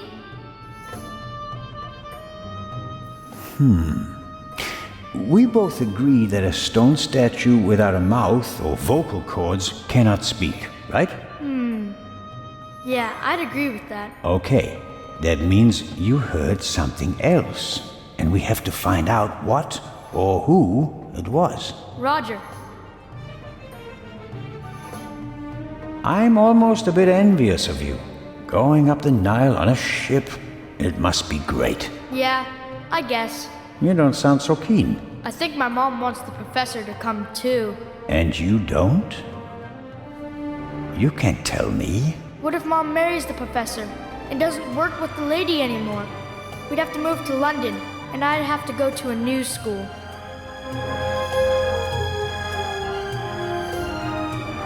You like your life as it is, and you don't want to change a thing, right? But have you ever thought about whether your mother is happy? The world doesn't revolve around you, you know. If you're unhappy, you have to do something. Sometimes you have to take a chance. And in that case, you need all the help you can get. Do you mean Mom isn't happy? I don't know. What do you think?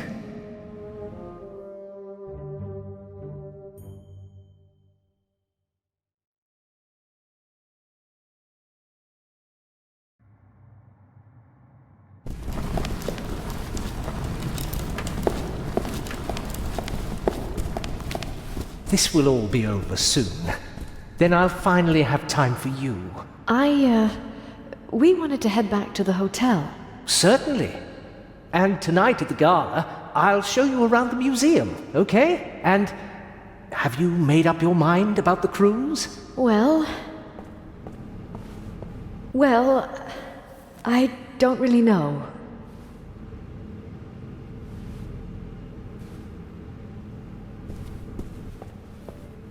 Oh, come on, Mom. Who could teach us more about Egypt than the professor? Then it's settled.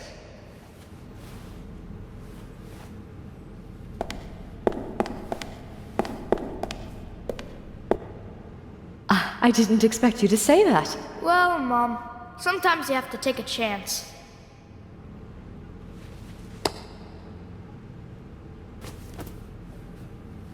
Well, who wants ice cream? Me! Actually, Mr. Zellner still owes me some.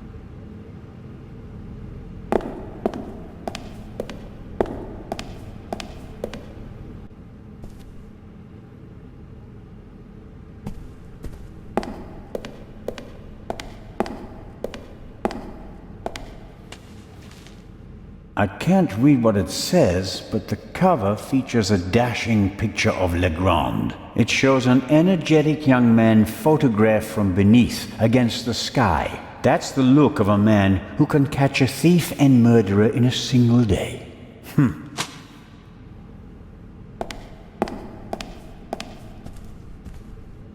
Exclusive and unique. The eyes of the Sphinx exhibited together for the first time ever. Hopefully the visitors will be satisfied with a single eye. Otherwise, all this effort will be for nothing.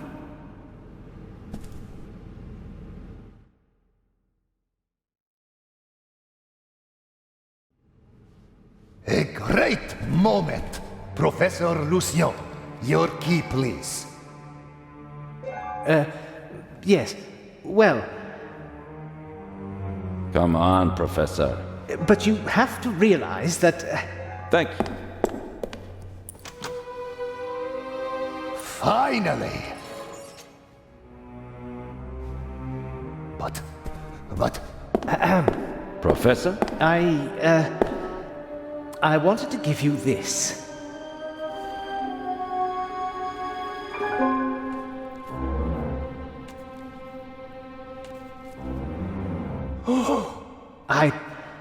Well, after the burglary in London, I thought the eye might not be safe on its way to Egypt. So I secretly took it when I was supposed to place it in the safe in London. How dare you? I felt that I should leave the jewel to someone I trusted completely. Myself.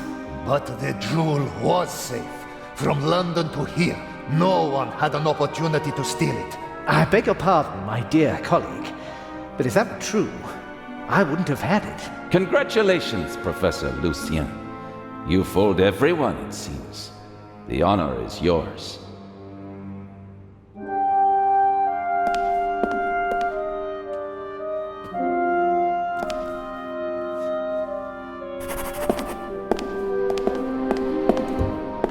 Well, that's that. Shall I explain the security system to you, Inspector? The French ambassador summoned me. I have to get in touch with him. The press is besieging the embassy, and I have to answer their questions. But you absolutely must come tonight. The opening of the exhibition will be the highlight of the year, and you are my special guest. I will see what I can do. Zellner, will you have a look at the security precautions? We'll see each other tonight. Of course, but... Wait, Inspector. I'll join you. Well, here we are. The Inspector will answer the reporter's questions for the next few hours. And well... I won't take up too much of your time. I'll take a look around and then go lie down so that I'm ready for tonight.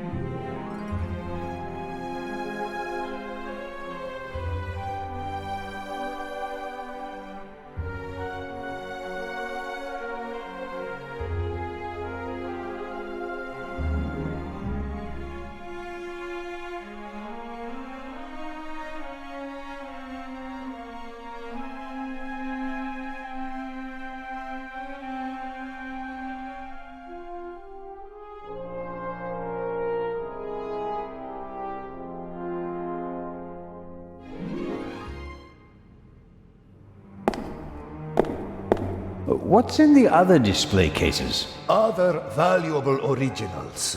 The eyes of the Sphinx would have been the highlights of our exhibition. Now that we only have one left, it doesn't really outshine the other valuables anymore. This room is full of world-class treasures.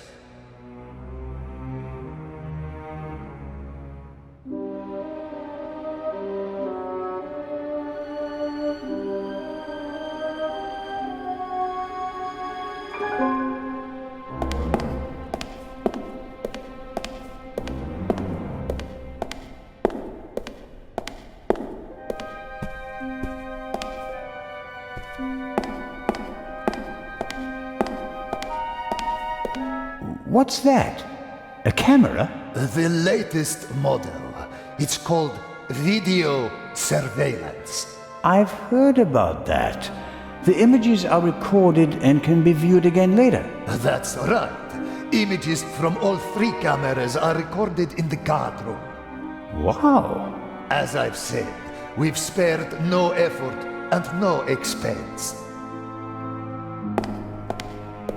Many people picture a stone coffin when they hear the word sarcophagus, but this one is wooden. As usual, an ornamental representation of the deceased is painted on the outside in gold and other colors. How is the display case protected? It's made of bulletproof glass that's several centimeters thick. You'd need heavy machinery to open it, but even the smallest disturbance of the display case will set off the alarm.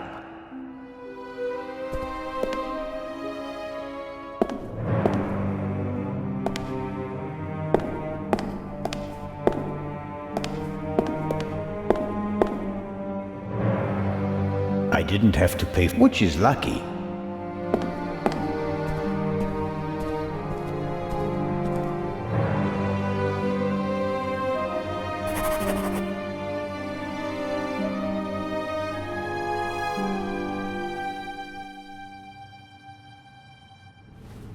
This here, the gate, how does it work? If the alarm is set off, the metal gate descends. The same thing happens at the windows and the main entrance. The thief is trapped like a rat.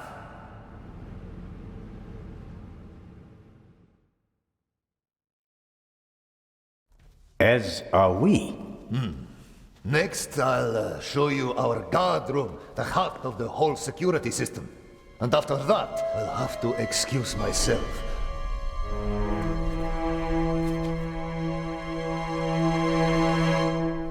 Alert the guards.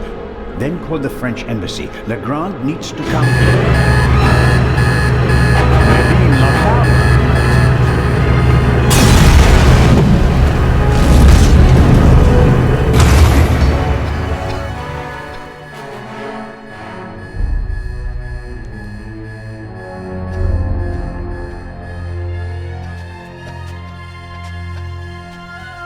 Here, have a seat and try to calm down.